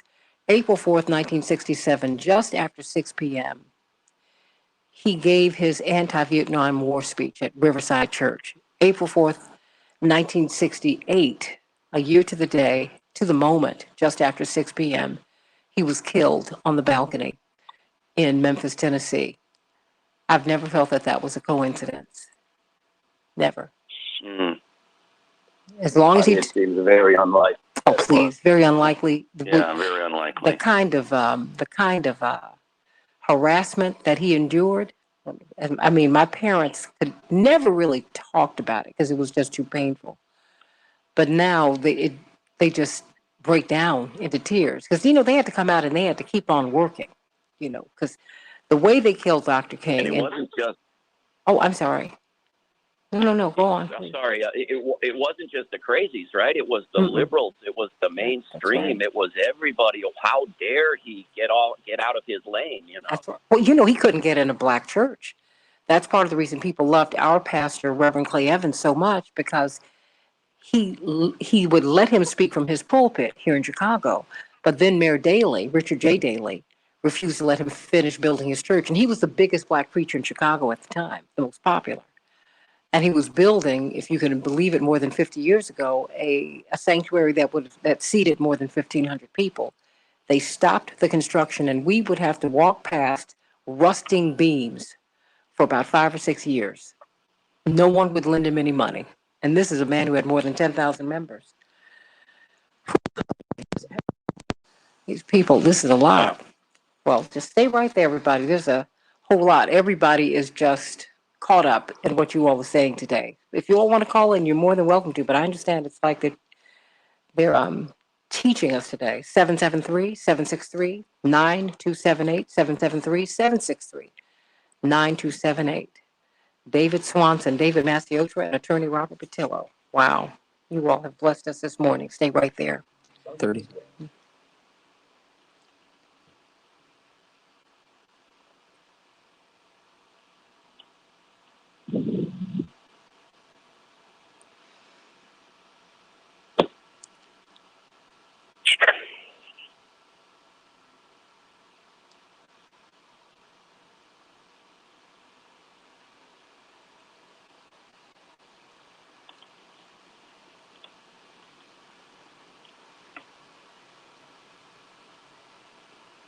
We can change the world, change the world, change the world. We can change the world, we can change the world, change the world. This is the Santita Jackson Show. War and hate to a place of love, it's not too late. Gotta save the children, we can't wait. Let's change the world. Wow, what a discussion we're having on Afghanistan and what's really happening here. David Swanson, author, activist, radio host, brilliant journalist. Lies, damn lies, and what we've been told about Afghanistan like it's the longest war. It's not, everybody. He is the executive director of World Beyond War. Imagine that, worldbeyondwar.org, and campaign director for rootsaction.org. David Mastiota, brilliant, really teacher, thinker, author. His latest book, of course, he's with Salon Magazine. His latest book is I Am Somebody, Why Jesse Jackson Matters, giving us some history.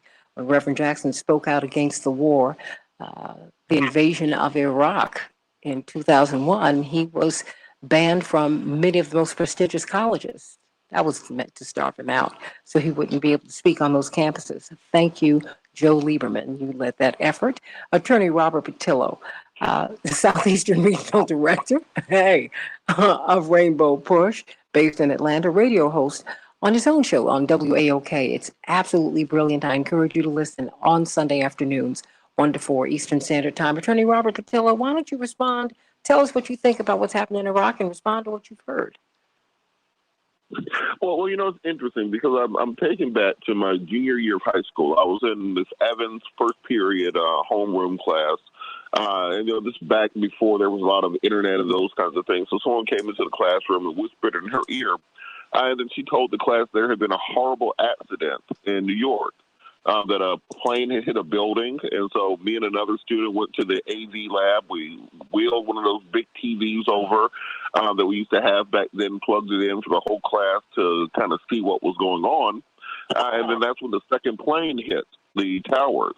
And we didn't realize that at that moment, but we were witnessing the 9/11 attacks. And by lunchtime, and this was in Columbus, Georgia, next to Fort Benning, by lunchtime, there were military recruiters everywhere throughout the high school. And they were at every high school throughout the city, recruiting people for the war effort, because we were all hyped up on enough patriotism after that attack that we were all ready to sign up. And my sister signed up for the Army that week, and was after she graduated, was deployed to Iraq that next spring. Went to a student at Alabama State University. And I don't think any of us thought then that we would be in our late 30s going into our 40s still fighting the same war. The fact that high school juniors and high school seniors from when that attack happened would still be looking at a war going on with gray beards, mortgages, and children going off to fight in those very same wars. People forget when we're talking about this pullout from Afghanistan that in December of 2001, after the fall of Kandahar, the Taliban offered to surrender as long as Mullah Omar could live out his days in peace. Donald Rumsfeld rejected that surrender. So if you were done with the war and the enemy who surrendered in December of 2001, then that means every bit of war that took place after December of 2001 was war profiteering. We cannot ignore the fact that we invaded the nation that has the largest opium and poppy fields in the entire world, and now America's in the grips of an opioid epidemic that just suddenly sprung up out of nowhere. And we can all pretend that didn't happen, but that happened. We can pretend that Afghanistan does not sit on about $3 trillion of tritium, cobalt, and other rare earth element deposits that every electronics manufacturer around the world needs right now. That's why China is in Africa mining. That is why there's a semiconductor shortage worldwide, and why GM cannot produce pickup trucks right now, because they need those rare earth elements. We can pretend that Halliburton, which used to be headed up by Vice President Dick Cheney, was not trying to build a pipeline from the Caspian Sea through Afghanistan, and that it holds a very strategic location. We can pretend that Afghanistan does not sit between Iran on one border, Pakistan on another border, India to the south, Turkmenistan, Tajikistan to the north of the former Soviet republics, and then China a little bit to the east. One of the most strategic locations militarily right now in the world, and that the United States, as part of their axis of evil, needed a staging ground in case they were going to invade Iran. They had access to invade Iraq through their bases in Saudi Arabia. They had access to invade North Korea if needed through their bases in Korea and Japan. But in order to have access to Iran, you needed somewhere that would be a staging ground that had a shared border, and Afghanistan shared that location.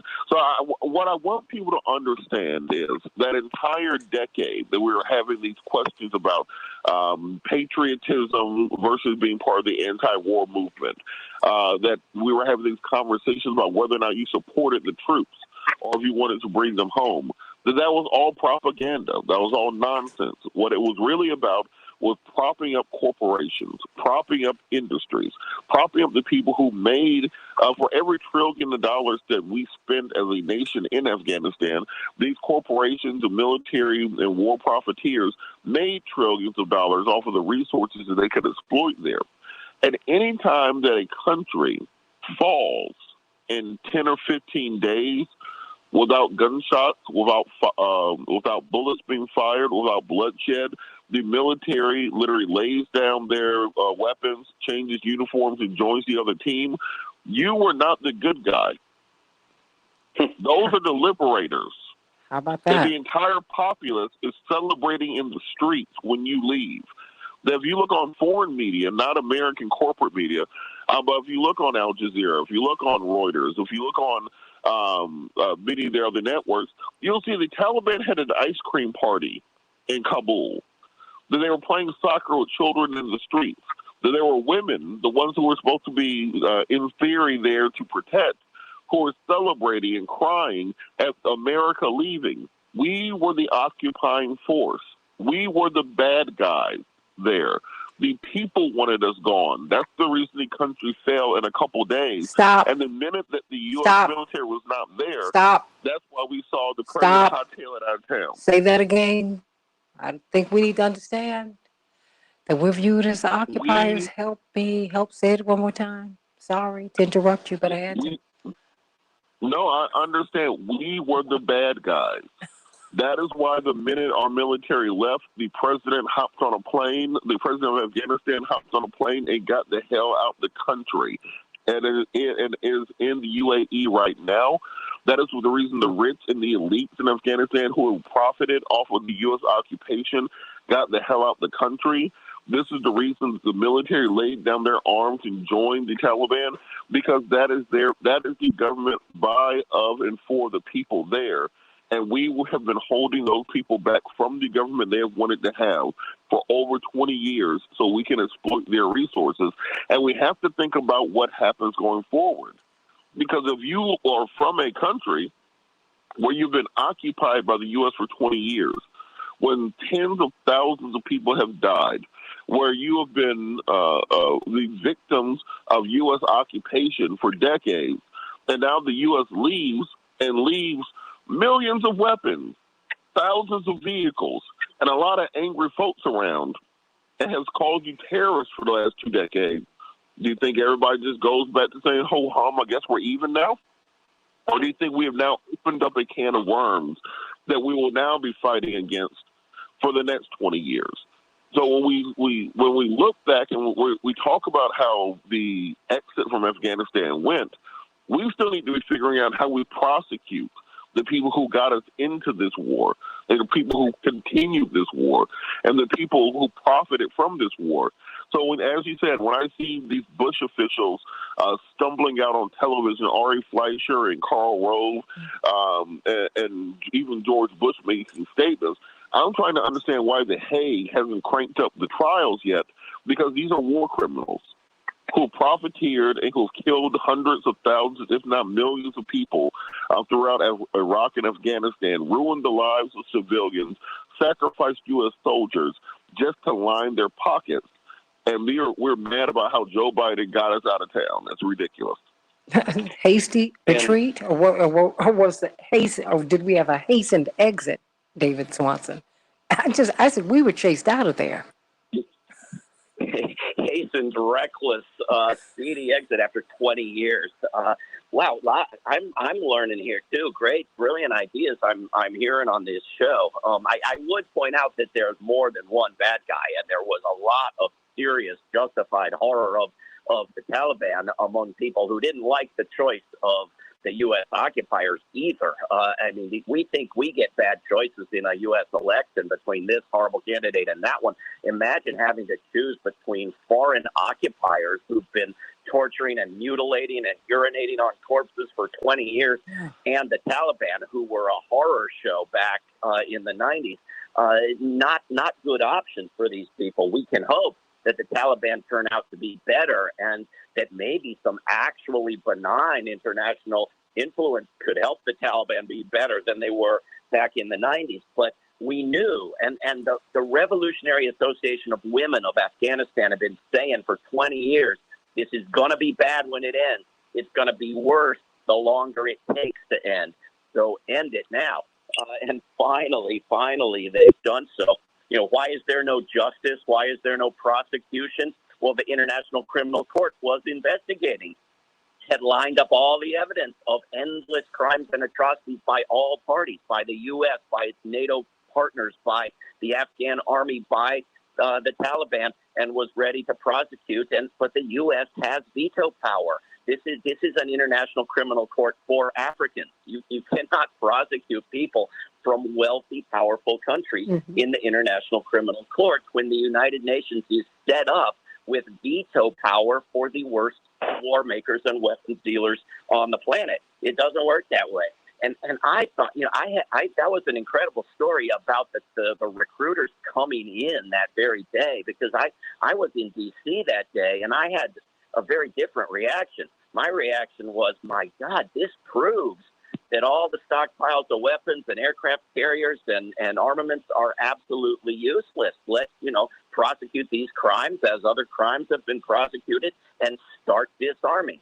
And wow, was I wrong about where the country was going to go in a matter of weeks. And I would add to the crazy reasons why they did this.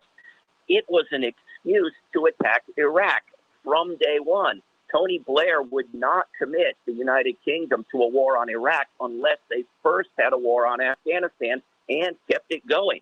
This was part of the deal. So it not only has spread the wars across half the globe, but it was from day one an excuse for a different war. So to treat that as some sort of humanitarian expedition to provide a service to the world is just obscene. Please. Is it David? I was just going to say, Robert Patillo eloquently touched on this a moment ago, but to bring us into the present and to once again measure the cost of propaganda for militarism and war as it dominates our mainstream media. We keep hearing comparisons between what's happening in Afghanistan right now and what happened in Vietnam after the fall of Saigon. After the fall of Saigon, there were death squads in the streets chasing people down, shooting them in broad daylight. There were mass killing events, mass rape events.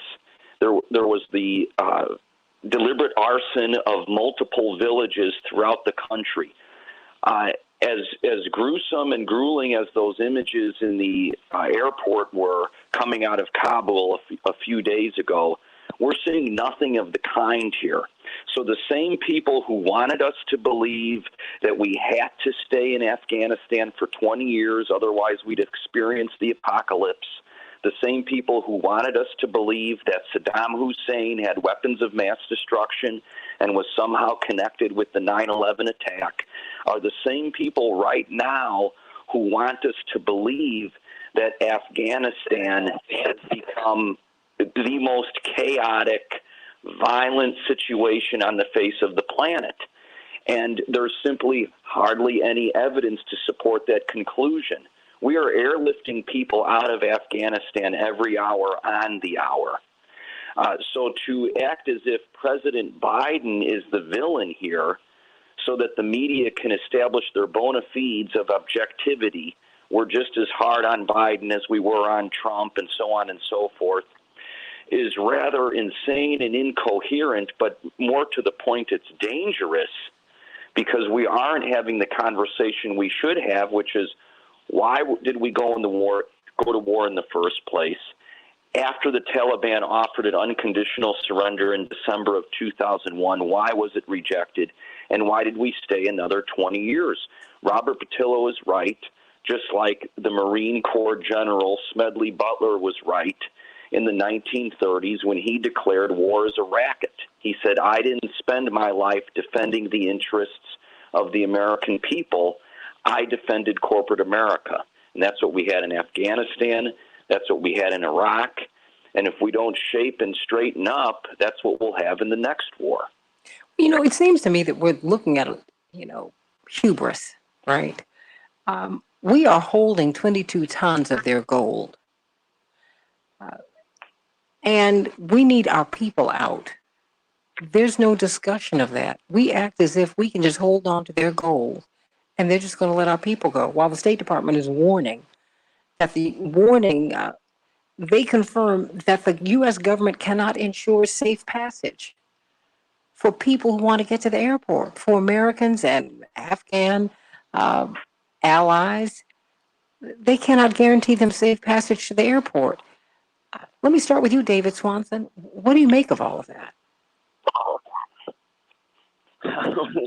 Well, it's a question of priorities, right?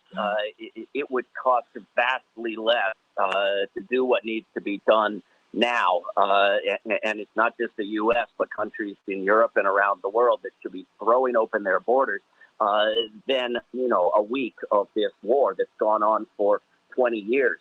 Back back when this war started, I spoke with Shirin Ebadi, a woman who had won the Nobel Peace Prize from Iran, and she said, here's my idea. I think you should build schools all over Afghanistan and name them for the victims of the crimes of 9/11 and teach people what that is, because they have no idea. They've never heard of the crimes of 9/11 that you're bombing them and kicking in their doors over. My idea now, borrowing from her, is let 1 million Afghans into the United States and set up education centers where they teach the U.S. public where Afghanistan is on a map and what the United States has done there, at least since 1979. So that people have some sort of a clue. But, you know, you're asking how do you help people, and you're not throwing open your borders and bringing them, just like you wouldn't do for the Jews and others threatened back in the 30s and 40s. It's outrageous. And you're using women's rights as an excuse for war while funding and arming and training the militaries of Saudi Arabia and Egypt and the Gulf states and the brutal African and Asian dictators. You know, and you're worrying about this one country where you won't even save the people who are trying to get out. The hypocrisy is overwhelming. Let me go to Anita from North Carolina. Anita, very quickly, what's your comment or question? Hi, good morning. My comment was, I heard you say something about Joe Lieberman. I do remember that was the year that I was advised not to vote for the Republicans, even though I felt I couldn't vote for the Democrats, because I believe Joe Lieberman was the vice president. The nominee in 2000? Mm-hmm. I don't know. I didn't vote for the Democrats, so I couldn't have a vote during that year because American Indian told me, an indigenous American Indian told me, don't vote for the Republicans because they always start wars. And he was in his he was in his 80s, and he told me not to vote for Republicans. So I had no one to vote for. So I want to know what Joe Lieberman is doing, because after the election, he decided to become Republican after that. And then he's telling your dad not to be peaceful. And then now we're in a war that we've paid for and killed American soldiers for nothing. So I'm trying to figure out, how does this all work out, and what is Joe Lieberman, who I could not vote for president at the time because I was not voting for him to be in office with Al Gore. Well, yeah. So Well, you know, I'm just really upset about the whole thing. Well, he was always a floater. And he's always been a Republican, Republican, whatever. I mean, that's, and the Democratic Party and the Republican Party have fought over him to put him on their tickets, their presidential tickets, always. But, you know, the Democrats have always pushed back against progressive Democrats, and Republicans have dismissed us. So here we go. But it opens up another lane for people who want peace, people who want prosperity, true prosperity for all people, not just in the United States, but all over the world. It opens up a lane for us, and we have to fight for it. And we have to pick up that flag and be patriots ourselves. How about that? Don't just give this flag away to the right wing. Stop it. We're fighting for the highest and best ideals of this country. That's what we're doing. Dr. King was a patriot. Fannie Lou Hamer was a patriot. Dennis Kucinich is a patriot. I can keep on going down the list. Jim Hightower is a patriot. Willie Nelson is a patriot. Bernie Sanders is a patriot. And I don't doubt the patriotism of people on the right. But people on the left need to grow up and grab that flag and raise it high and stand for something other than war. Let it stand for peace. Let it stand for love. Let it stand for respecting every American and every human being all across the world. How about that? We need to grow up in our politics. I'm going to give everybody a minute so we can close. But I tell you, when I listen to this, when I hear Anita, and David, you brought that back up. But, you know, Reverend, we're very clear that when they put you on these lists and block you from the big speaking engagements at the big schools, it's to kill your income and to make you shut up and capitulate. And I thank God that Reverend Jackson, who's almost 80, with Parkinson's, struggling to stand every day, I'm so glad that as he is in his twilight years, he has not capitulated. Some other people need not capitulate too. Maybe the world would be a little different. Let me start with you, Robert Patillo. Closing thought, 1 minute. Well, I think as we close, we have to look at how we opened. We have to look at this conversation we're having about war and warism, military and militarism. The United States has been at war for the entirety of all of our lives, frankly, that we literally had across the world, starting wars that we never finished. But think to yourself, when is the last time we have won the peace? What was the last war that we entered where you can legitimately say we won the peace thereafter? The last I can think of is World War II. Every war since then has been a military adventurism for no point that has cost hundreds of trillions of dollars over the course of the last 70 years. That has killed millions of American soldiers. That has done untold harm around the globe. And to what end? What did we gain out of Vietnam? What did we gain out of Korea? What did we gain out of Gulf War I and Gulf War II? What did we gain in Grenada and Panama? What did we gain across the African world? What did we gain through all of these wars that could not have been developed through peace? And as Jimmy Carter has said, during this entire time that we have been lily-padding around the world, bombing people and supporting the military-industrial complex, China has been investing in infrastructure. Absolutely. China has been planting over 1 billion trees. China has been bringing 40 million people out of poverty. China has been developing into a first world country and investing in Africa, through Central America, South America, and throughout the Caribbean. We are falling behind because of our addiction to war in this country. And beyond simply this withdrawal from Afghanistan, we have to think about withdrawing from the military-industrial complex. Absolutely. As Dwight Eisenhower once called it.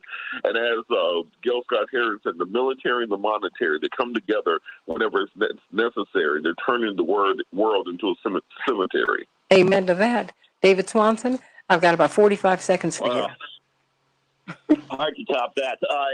75 years ago was a very, very different world. War was a very, very different thing. And just about everything we know about World War II, or think we do, is no more accurate than what we think we know about Afghanistan. I wrote a book last year called Leaving World War II Behind, because even though it's so far in the past, there are people who recognize the dishonesty and the horror and the fraud of every war since then, but still go back to World War II and use it to justify spending $1 trillion of our grandchildren's unearned pay on wars and more wars and preparations for more wars and building more bases this year and next year and next year, when we need that money for the environment, for schools, for housing, for shelter, for hospitals.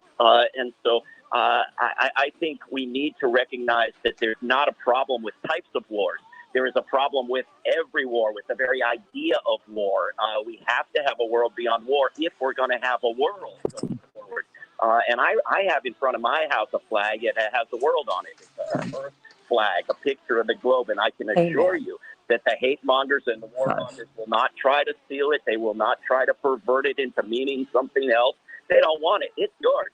And Amen. You can spread that idea. So thank you, Santita. Thank you, everybody. Wonderful show. Absolutely. Stay right there. I'm going to get closing thoughts from you, David Masiocha, just on the other side of the break on the Santita Jackson and Friends page. But everybody, go to WCPT820.com/Santita and listen to the podcast of the show. But stay right here so we can get some closing thoughts from this brilliant panel. David Masiocha, you've got the table. We're still on Facebook Live, and we still have a lot of people watching and listening. Yeah, this is another important point to consider. It'll be like a bonus track when a great band or artist puts out a record. But, speaking of records, John Mellencamp had a great one called American Fool. Yes. And because war and militarism are such moral catastrophes, sometimes we don't discuss the American fool factor. We have to wonder, for example, what does the CIA do? The CIA failed to predict the Tet Offensive and got everything wrong about the war in Vietnam. Before that, even, they advised President Kennedy that the Bay of Pigs would be a roaring success. That didn't exactly turn out to be correct. Throughout the 1980s, the CIA was advising the Reagan administration that the Soviet Union would never collapse, and in fact, they were claiming that the Soviet Union was even stronger than ever before. They failed to prevent the 9/11 attacks, even as FBI agents in New York were warning that something was going to happen. They also advised the Bush administration that Saddam Hussein had weapons of mass destruction. So I'm curious, what does the CIA do? One thing we know about them is that their budget is unconstitutional because the United States Constitution mandates that every agency, every entity receiving so much as a dime of taxpayer funds has to make public their budget. Well, the CIA has never once made public any expenditure.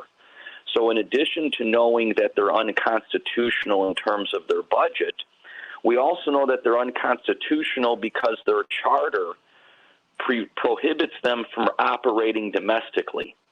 Well, from COINTELPRO to various war on terror policies, we know that the CIA operates domestically. So in addition to being unconstitutional, there's also the American fool factor in that they've gotten everything wrong. They told the Biden administration that this would not occur, that the Afghan security forces would hold. Well, I personally know 3 people who have served in Afghanistan. They all told me when they came home, the second that the United States military leaves, the Taliban will take control of the country, because the only thing stopping the Taliban from taking control of the country isn't the will of the Afghan people, it's United States military occupation. So if I knew that sitting at home in Indiana, how didn't the State Department and the Defense Department know it? So in addition to being such a grave moral failure, our war machine is also incompetent and inefficient, except at one thing, which is killing people. So we have to end this madness now. And this, what we're seeing happen in Afghanistan right now is just episode 1 million in reasons why we should end this madness now. Amen to that. But you know, it's amazing. David Swanson and Attorney Robert Patillo and David Maciotra. It's not amazing. I mean, the media is corporate owned, and they are trumpeting the corporate message. But so many of us, that's what we listen to, David Swanson. And that's so dangerous. It's so dangerous. And what they're doing, they're hurting the world. I mean, I've had to turn the television off about a whole, I mean, I've had to turn, well, I listen to other, news sources, but I need to understand what their messaging is. But it's so awful and it's so off. And people, you owe it to yourselves to get out and in the world and get to some other countries. Just drive into Tijuana. That's all you need to do. And really see how people are living. Talk to them. They have a perspective too. They have opinions of us just as we have opinions of them. And you need to know that. You need to understand that our allies, well, on the ground, they are seen as informants. And they know they got to get out of there because they are not viewed as the good guys. There's a lot going on here, David Swanson. A lot. Yeah. But we're not telling that story. See, it's when you get to South Africa, when you get to Soweto, and you see how people are living there. And when you hear their stories, when you hear their take on this, when you hear the things that they've had to deal with on the ground, you go, oh, wow, this is not what I'm hearing at home. And you just go all around the world, and the story is the same. And America has been hurt by this. And then we get a lot of our servicemen and women back here, and they are furious. They are embittered because they feel that they have not been told the truth, and they haven't. David, Maciotra and Swanson and Matriota. Yeah, I think you're offering very good advice to see the world, to learn the world, to talk to people in other countries. You have a U.S. government that spends 20 years pointlessly bombing and kicking indoors in an impoverished country halfway around the globe. And then you have U.S. government officials telling each other it's been to plant the seeds of freedom and all of this sort of nonsense. But anyone who's gone to countries in Northern Europe and parts of Asia that have invested radically less in such murderous madness and people have greater freedoms and greater health and greater life expectancy and better educations and better housing and retirement security and health care. And you're thinking, why is it superior? Why is it more free? Why is it the golden light of seeds of freedom to take all of my money and dump it into the coffers of Boeing and Lockheed Martin and Raytheon, when there are other countries on this very same little planet run by the same darn species of Homo sapiens that are putting money into parks and schools and trains and retirement and vacation and paid family leave? Why is the one country on earth that has not ratified the Convention on the Rights of the Child? Why is one of the only 3 countries on earth that has not ratified the Treaty on Discrimination Against Women engaged in bombing people in the name of women's rights? Why, after 20 years of turning Afghanistan into the 3rd worst place on earth to give birth, for newborn deaths, into one of the worst places on earth to be a woman, with a government that's legalized spousal rape, where 4 out of 5 marriages are forced? Why is that a mission for the sake of women's rights, and yet ceasing to arm and train and fund the brutal misogynist regimes of Saudi Arabia and Egypt and Bahrain and dozens of countries across the globe just doesn't come up? I mean, are people that brainwashed or that complicit in the hypocrisy? It's hard to know, but at some point it's got to end.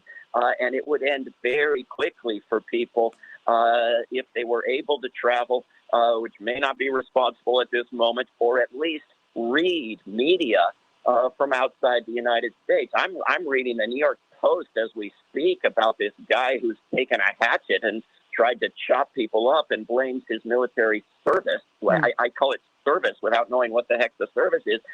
And yet if I say abolish the military, I'm a treasonous disrespecter of the troops. When Veterans for Peace says the top priority is to stop creating more veterans. When I say stop lying to the veterans that they did something good in Afghanistan, and people say, no, they'll kill themselves. Well, I say, I don't want anybody to kill themselves, but if you justify more wars, you're going to have more veteran suicide. We have to put a stop to it. Can I make one more point on that before I have to go? Absolutely.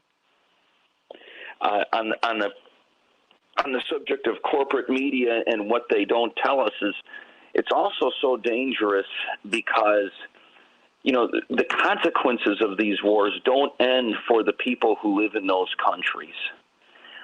Even after the war itself, as we call it, ends. So, for example, twice I've interviewed a woman by the name of Dr. Majgan Savabiashvani, and she's an environmental toxicologist at the University of Michigan. She's a recipient of the Rachel Carson Prize, which is one of the most prestigious awards in environmental science. And she leads in investigative expeditions into Iraq to research and study what effect are the pollutants and toxic chemicals from our burn pits, from our munitions, from our bombs, from our bullets, having on the people in Iraq, even though the official fighting has ended. And what she's finding is just like what happened in Vietnam. You have skyrocketing birth defects, you have skyrocketing respiratory problems, and a whole host of other catastrophic conditions and diseases because of the way the United States has poisoned the Iraqi environment. And they're going to have to live with that for generations.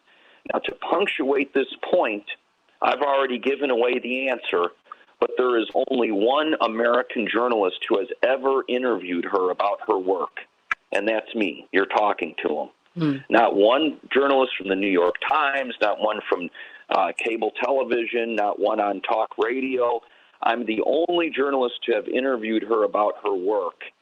And that shows not only ignorance, but a deliberate desire not to know the human cost of what we're doing around the world. Well, you know what? Journalist. I'm a talk show host. But if you give me her information, I would love to interview her here. Oh, I would love to make that happen. I'll do that right now. Yeah, I would love to do that because there is a human cost. There's a human cost. It always is. And we go to these places, and maybe it's because Reverend Jackson has gone to these places and he's taken us with him, his children, and so many of us with him. We've seen the human cost. But I don't have to leave the United States to see the human cost because we have a global South in the United States. I've seen the human cost of poverty in Appalachia, in Chicago, in the Mississippi Delta. I've seen children who were born without rectums in Sugar Ditch, Mississippi, which is down the street from Memphis. Now, 30 years later, plus, they have built a casino there. But when I went there in 1986, you literally had black people who lived on one side of the tracks, whites lived on the other side of the tracks, but black people had to use one body of water from which they drank, in which they bathed, they washed their clothes, and we saw the birth defects. In the United States, we do this here. We do this here, which is why we have these conversations, because we need to understand the cost of war, the cost, what war is costing us. We don't have enough money to build, the American Society of Civil Engineers on our own infrastructure in the United States. And yet we're shoveling money to the military. The Pentagon doesn't even need to ask for extra money, and they get it from us. And we are fighting trillions more to make America right, so you can make sure that when you drive across a bridge, it doesn't collapse out from underneath you. Oh, no. This country, yeah, you have a lot of evil men who are plotting, but good men need to plan, and good people need to act. We need to act. You can't just leave it to someone who you're not going to appreciate until they are dead anyway. Everybody romanticizes Fannie Lou. They'll romanticize the Reverend once he's gone, because he's here. So, yeah, The most unpopular man in America. Maybe about 6:15 when people found out he was dead. 1968.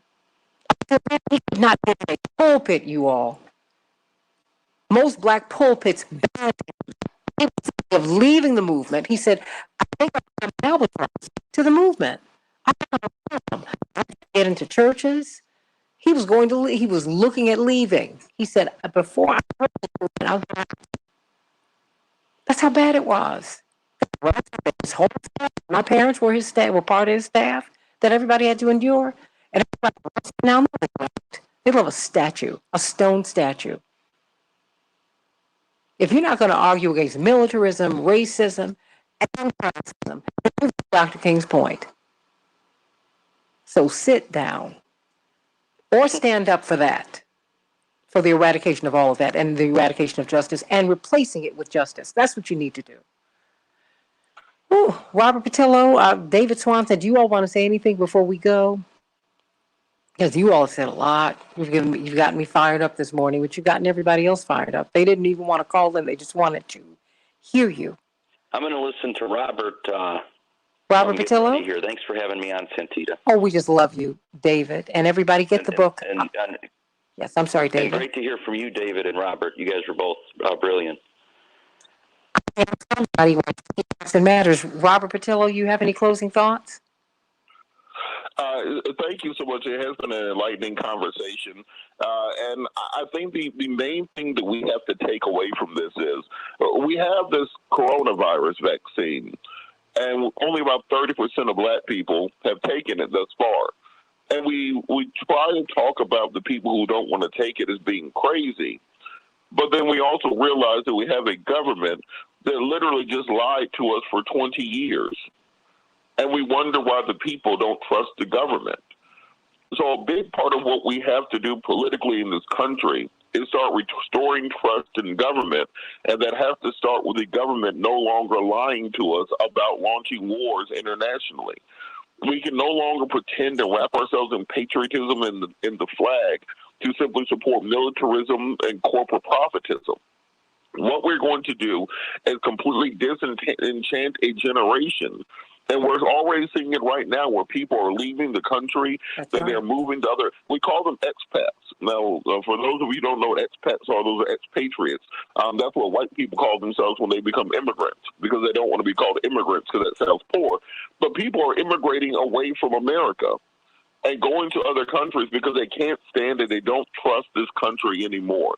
So we're losing those threads that unite us as a nation in the name of corporate profits, in the name of Halliburton, in the name of Lockheed Martin, in the name of McDonnell Douglas. And until we break those strands, until we break the cords of power that they have, the puppet strings that they have over our government, then we will no longer be able to operate as a nation and we will fall apart. We just saw the governments fall when they don't have the consent of the people to govern them, and we risk that here as long as our leadership is more wed to the military-industrial complex than they are to the Constitution. I mean, and these corporations have no allegiance to the country. They operate without borders. They have an allegiance to whatever currency they can get to fill their coffers. That's it. Now, that's why you want to be some patriots, you better stand up and make America mean what it's supposed to mean. I'll tell you that. David Swanson, your closing thoughts? Or has David left? Well, I tell you what, it is, wow, what a day.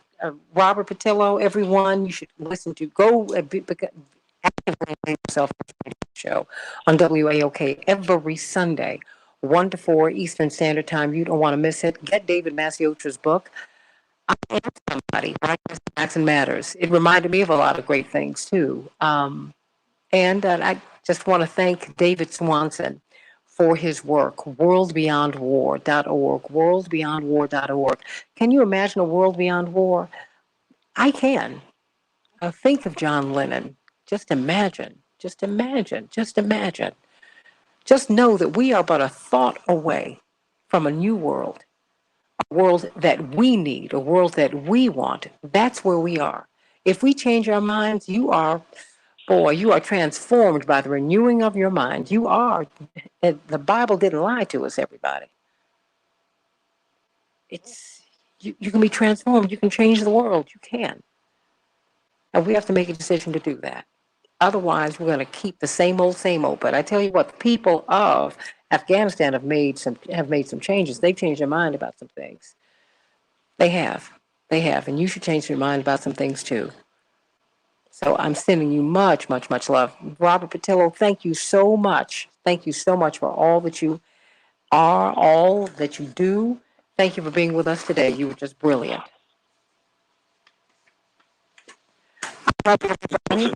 Oh, thank you. And I knew you had a great time last week with everybody loving you in Atlanta and beyond as you did Morning Drive Radio every day. I love it. I love it. I love it. I love it. I love it. Okay, everybody. I'll see you tomorrow, Lord willing, on the Santita Jackson Show. And everybody, remember, if you want to see hear the podcast of the show, go to WCPT820.com/Santita, and then like and share this. Like and share this. Love you, everybody. Have a great one. Thank you. Thank you. Thank you. Thank you.